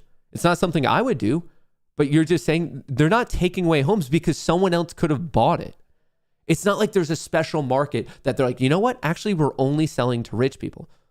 Someone else could buy it. And obviously in the video I just showed you, that's not impacting a very rich person. That's a person who's probably like us, just barely getting by. Fucking so idiotic. He's advocating for socialism. No, it's worse than socialism. It's almost like an individual fascism where you could just come in and be like, nope, that's mine now. It's so dumb. I can't even believe. I thought at first you were joking. But now that you're trying to reason your way out of this, dude, that's actually fucking idiotic. That's so dumb. That's such a horrible take. You're just not thinking about it at all. You're somehow in this world of thinking that rich people are running around and like, I'll buy that house and I'll buy that house and I'll buy that house. Oh, the poorest want that house. I'll buy that as well. Just so they can sleep on the street. If you think that's what's happening, get your fucking brain examined. That's not what's happening in reality. Your mental depiction of what's happening in this world is not real. Not real. I'm just winding you up. It's very nuanced. I'm sitting here in tears. Well, no, it's just an idiotic take. Like you actually have a truly stupid fucking take. And if world governments or local governments had the mindset that you do, our world would be in bigger shit than we are. Like you legitimately just have an illogical, stupid fucking take. And I'm happy that by some chance we have people in positions of power that at least have the capability to think a little bit more deeply on a subject than you do on this particular one. Because this is just stupid. It's like actually fucking idiotic. You should just give me your money. If you have any money in your account, you should give it to me because you're not using it efficiently. And it doesn't need to get much more nuanced than that because that's what you're arguing. You're saying if something isn't used efficiently 100% of the time, someone else could just take it. And I'm willing to take your money. I'm more than willing to take your money, your car, and your house. If you ever take like 1 weekend off from living in your house, if you take 1 hour off from living in your house, give it to me, man. I will use it more efficiently. More than happy to take it, dude. Spoken you're arguing as if you're some like rich born with a silver spoon in your mouth of like, oh, we all get it. It's just like, it's so, this form of virtue signaling that people try to pull off, it's so idiotic. It's so stupid. It's just so shallow. Like you haven't lived life. You haven't thought about anything in detail. You've never actually worked. But it's all right. Whatever. Like, I mean, people with that type of mindset, you're not going to ascend to any actual positions of power or success because it's just so illogical in the world. It doesn't properly reflect reality. It just doesn't. So like, I'm not really that worried about it. The SPY had a nice spike there. coming back down, talking about squatting rights. The Q's spiking up, coming down. So silly. Jay. I can't repeat that. That's funny though. All right. What are the options market doing?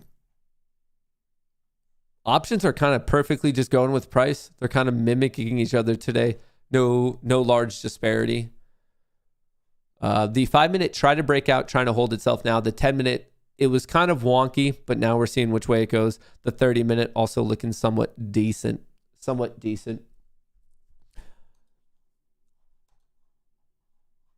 not being efficient.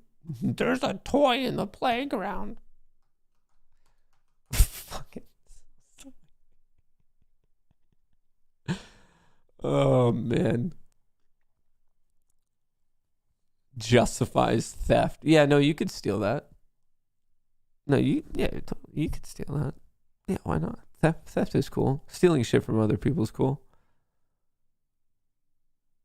F1 and IndyCar street races can be an economic boon and a big headache. I think it's a big cost to Las Vegas when they do it. The Qs literally just getting, both the SPY and the Qs are getting pinned to their close from yesterday. We're not going anywhere. Classic FOMC day.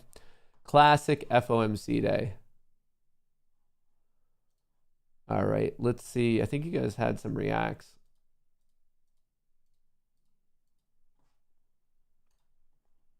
The world's richest cat has a net worth of 100 million. No, we're not joking.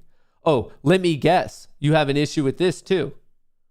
Let me guess. You don't think that a cat should be able to inherit $100 million and it would be better used on someone else. I don't even have to get into this article. I don't even have to have the discussion with you. I bet, don't tell Chris exactly.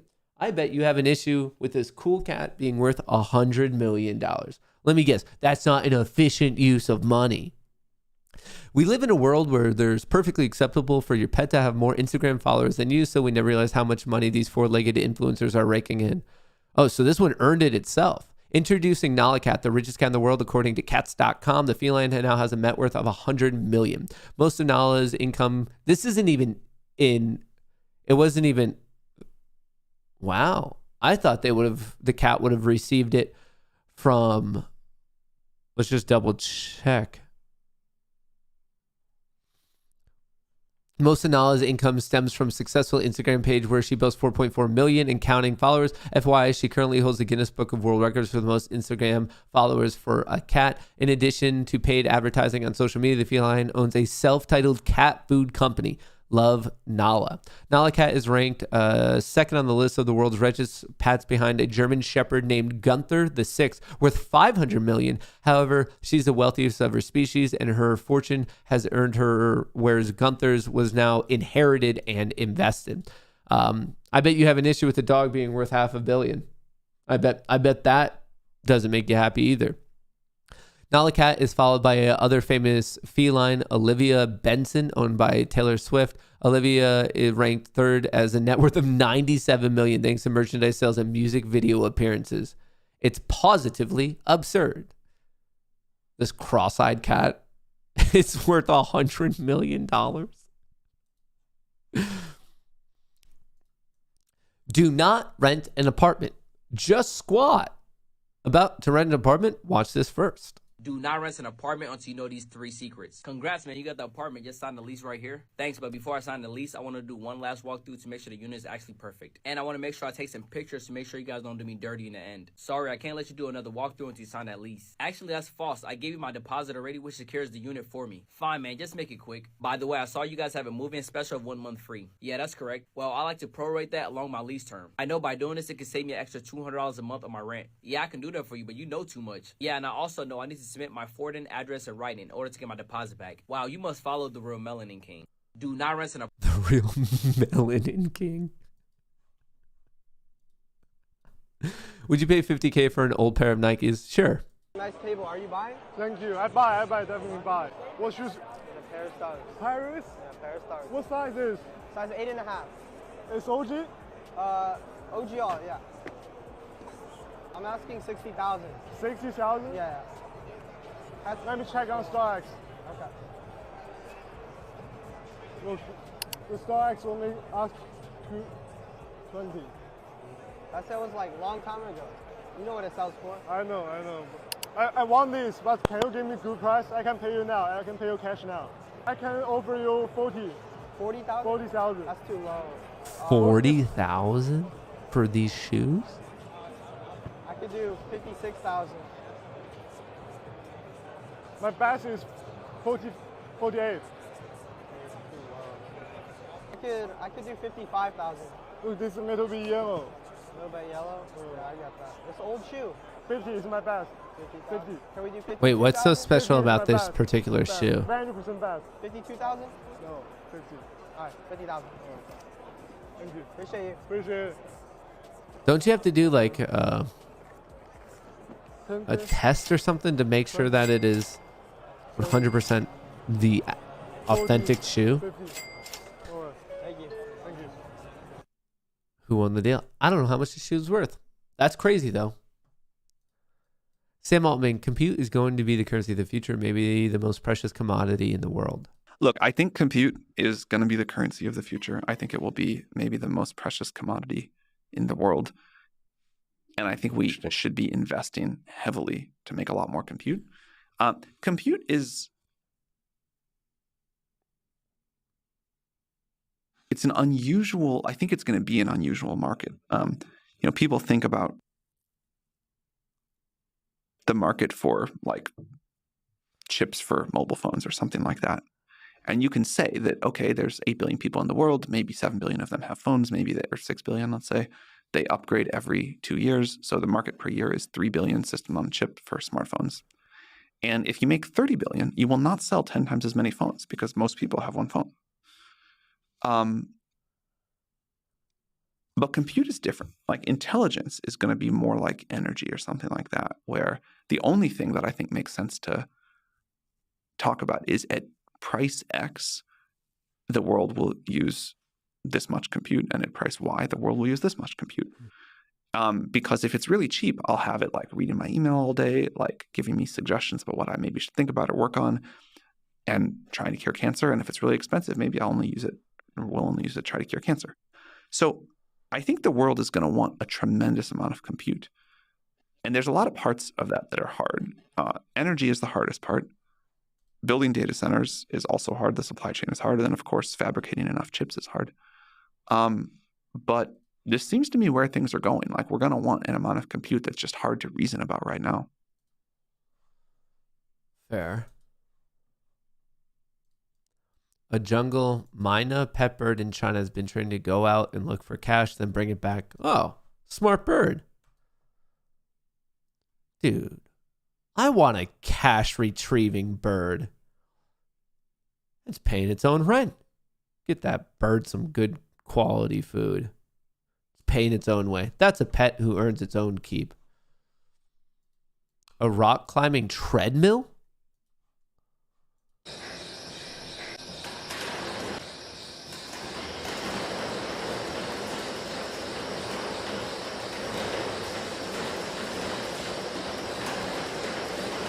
I feel like I would get like kind of nervous. It feels like this is a high pressure situation.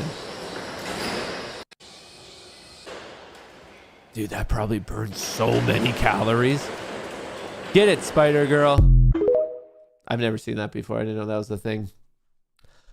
I wonder if I would like it more or less than stair stepping. It's hard for me to leave the world of professional stair stepping.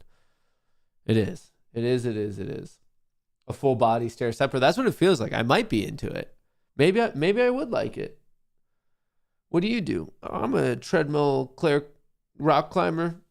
A pro.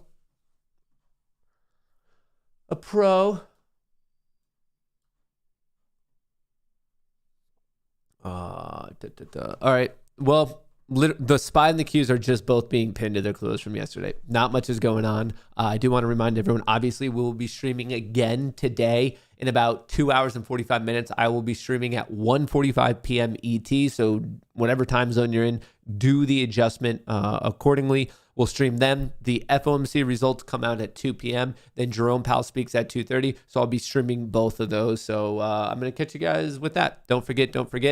So even though things are a bit boring right now, I think they're going to pick up. Right now, we're not seeing much of a movement. I mean, in general, the Delta notional, we're just not moving much. Just nothing's really happening. Everyone is just waiting to see how things play out. Just waiting to see how things play out. Reddit power users reject chance to participate in IPO's Wall Street debut nears. If you say so. Oh, Chipotle announced a 50-for-1 stock split yesterday, just so everyone knows. The salary a single person needs to live comfortably in 25 major U.S. cities. I wonder what number one is. Number one, you have to make $138,000 to be comfortable as a single person in New York City. San Jose is 137. Irvine, 127. Santa Ana, 127. Boston, 125. San Diego, 123. Chula Vista, 123. San Francisco, 120. Seattle, 120. Oakland, 119. Arlington's 118. Newark is 116. Just Jersey, New Jersey's 116. Long Beach, what the fuck, dude? What is going on in this world?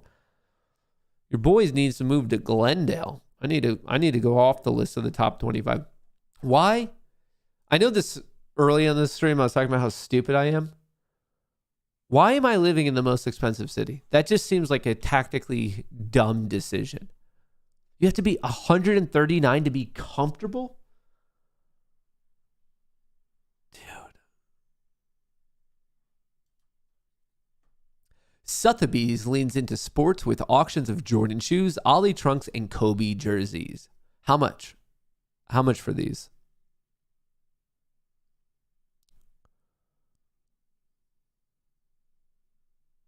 These are Ollie's, the Bryant 24.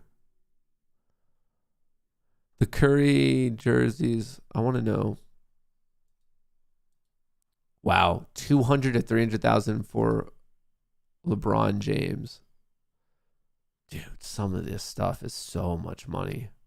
Kobe Bryant, 1.5 to 2.5 million. Wow, that's some dinero, mi amigo. That is some dinero, mi amigo.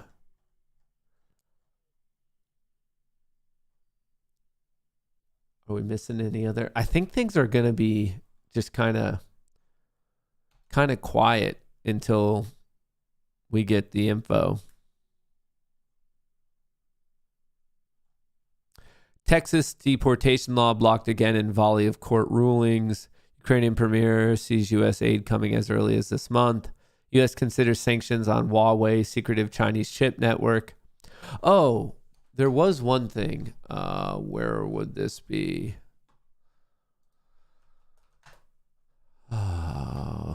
What's his name? This guy. Who's this guy? What's his name? Mario.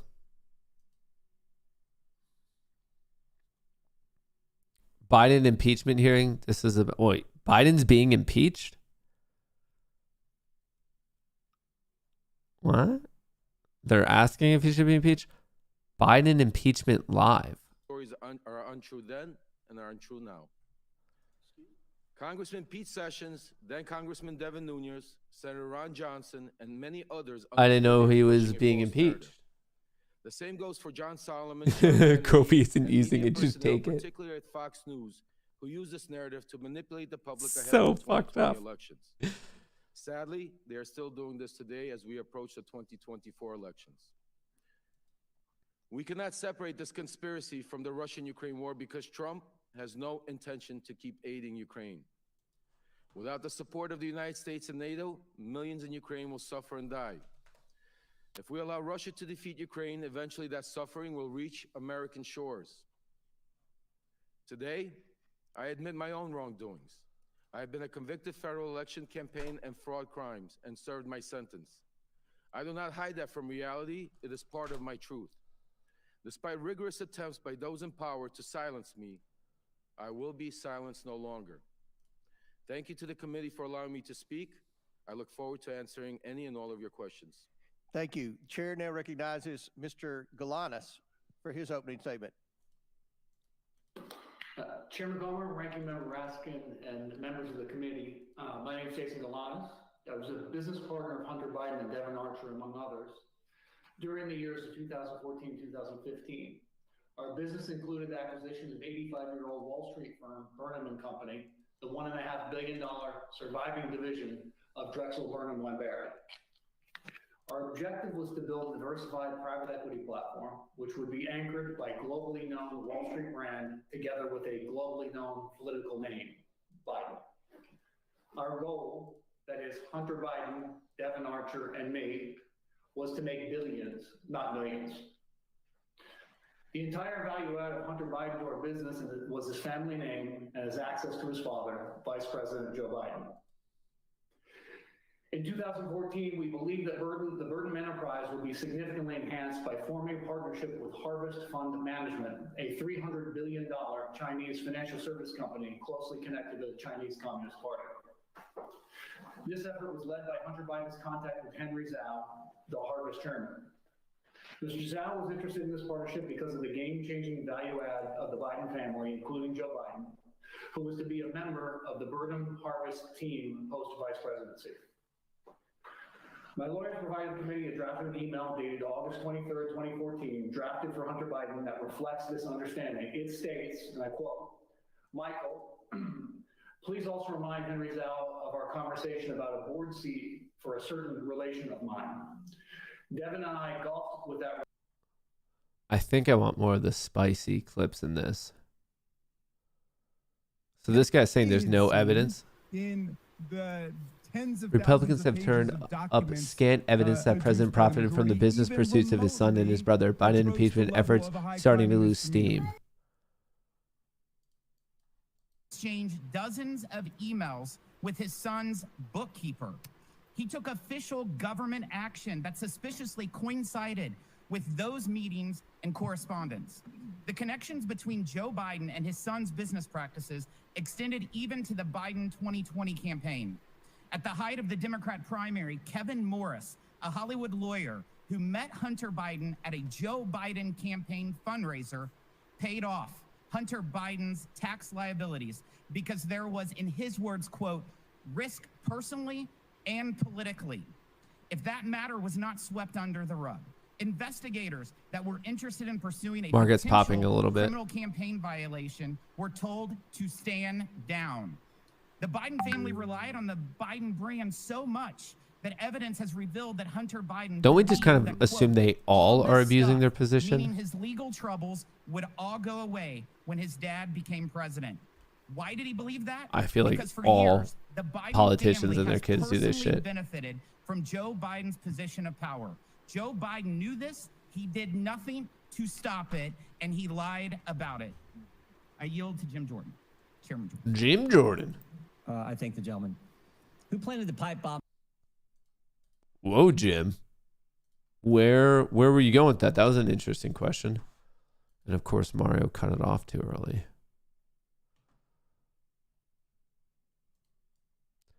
Summarize Trump is worse. Summarize Trump is worse than Biden. With the impeachment bus running on empty, our GO colleagues now are apparently preparing to save face by ending the impeachment farce with criminal referrals. But criminal referrals require evidence of crimes. And the only crimes we have seen are those of the GOP's own star witnesses like A grand Russian old asset party. Alex Smirnoff, Chinese agent Gal Luft, Devin Archer, and Jason Galanis. The minority witness today, our witness, Lev Parnas, At least casts a crypto's piercing picking light up. on what's really taking place here. Oh, Rum's getting And back to Mr. $8. Parnas has reason to know. He too used to be a mega sycophant peddling lies A and mega disinformation to sycophant. smear Not just a Joe normal Biden. sycophant. A Today he joins a mega. long line of self-exiles from Trump world who could no longer stomach all the corruption and deceit. People like Cassidy Hutchinson, people like Michael Cohen, Sarah Matthews, Alyssa Griffin, General James Mattis, the chair of the Joint Chiefs of Staff, Mark Milley, General John Kelly, and now Vice President Mike Pence, who refuses to endorse for president the man he served. Bullish, bullish, bullish. We do have loyal sycophants still in the Bearish, room, and bearish, one day I look forward to bullish. hearing their testimony Mixed in the about how tech they sector. got sunk into this religious cult. Mr. Parnas wrote Chairman Comer and me a remarkable letter on July 23rd, 2023. This is the first time I'm meeting him today. He was Rudy Giuliani's right-hand man, his globe-trotting business partner and language interpreter in the mission to manufacture Ukraine and Burisma-related dirt. Matt and looks like smears Willy Wonka. against Joe Hey. Biden. In 2018 Hey. and 2019. Hey, you don't say that. He spent all of his time traveling around the world trying to stage evidence against Joe Biden. In his letter, Parnas explains that Matt the looks like desperate Wonka. search to No, find you evidence look of like any Wonka. kind of Biden corruption was a complete What and is that? total bust because there was no Ba-ding. evidence to find. He wrote to tell us that not only is there no evidence in Ukraine that Joe Biden did anything improper, but more darkly, the manic search for a smoking gun against Biden became a mission to Can't we just agree that they're all kind of like bad people? Kidnapping caught on CCTV? What? Dude, this world's getting crazy. Georgia mom arrested for purse snatching plot with 7-year-old. It's probably the 7-year-old's fault if I had to guess.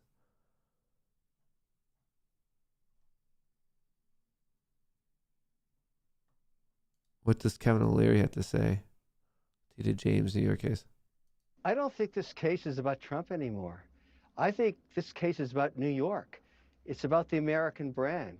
It's about what we promised the world in terms of fairness and justice and investing capital in a country that's built the largest economy on earth. Forfeiture, seizing of assets, is that in our nomenclature in America? Is that what we tell people that want to bring their money here and protect property rights? Forget about Trump. Nothing to do with Trump. You think this is good for business in New York? You think this is good for business in America? To take a law that we used to protect people against buying refrigerators at an overpriced value decades ago and apply it against an individual and then talk about seizing assets like he was in Venezuela or in Cuba? This is a very, very, very bad Dude, look Kevin's for cooking New 'em. York. And everybody around the world is watching this. This may be great for the Kevin, Attorney General, but this is I not hear good for you. America. But in terms of the valuation, can you be clear as to why? I mean, why would the properties not be sufficient collateral? What a great message to send out all around the world. Take a claim where there was no monies lost. There was no No fraud money's here in the lost. context of actually people losing money. Deutsche Bank, who made the loan, was made whole. And let's make a penalty of $500 million against a crime, apparently, where no monies were lost. Great message for New York. Great message for America. Bring your capital because we'll protect That's your a pretty valid property. point. I think that was a statement that would be much better made sometime in Venezuela. I'm not kidding. That's a scary, scary message. And by the way, there are no such thing as $500 million bonds. There are no $500 million bonds. Never been done before. Never. This law has never been applied. Forget about Trump. Nothing to do with Trump. Everything to do about America and the New York America, brand. brother. I love this state. My children live here. A horrible message to everybody around the world watching this. Absolutely horrific. Well, wait, Dude, Kevin, he's grilling hold him. on a second, Kevin. Trump What will would be be gone one day. This hold on a Attorney second. General will be gone one day. And this I is have what a you want to wonderful tell voice, people and around it the won't world. be talked This over. Is how we Kevin treat money O'Leary, in America. I would like to This hear is what I you have say, a but wonderful What are you voice. doing? Not America. But it's not America, but it is. Cooked them. Well, folks, this is not goodbye. This is see you later. I will catch you at 1:45 p.m. ET. So in 2 hours and 45 minutes, I better see you again, Buster, because we're streaming the FOMC results, followed by Jerome Powell's press conference at 2:30. So we're starting at 1:45. results at 2, and then press conference at 2:30. So you better be there. Specialty stream going down. Obviously, shout out to 77.5 Coffee Co. 1775 coffee.com/Matt. You'll get 10% off with the code Matt. Obviously, high quality, premium coffee. I'm a huge fan of it. I'll let you know how the dark roast is, but I'm a big fan of the medium roast. And it looks like they got some new tropics in there. So I'm going to order one of those literally right after this, and I'll report back on if I like it or not. But check it out. Pinned to the top of chat, in the description of the video. If you're drinking coffee, you might as well support a company that actually cares about you. Why would you go get random coffee that they don't care who you are at all? So check it out. 1775 Coffee Co. Go to 1775 coffee/Matt. And get yourself 10% off.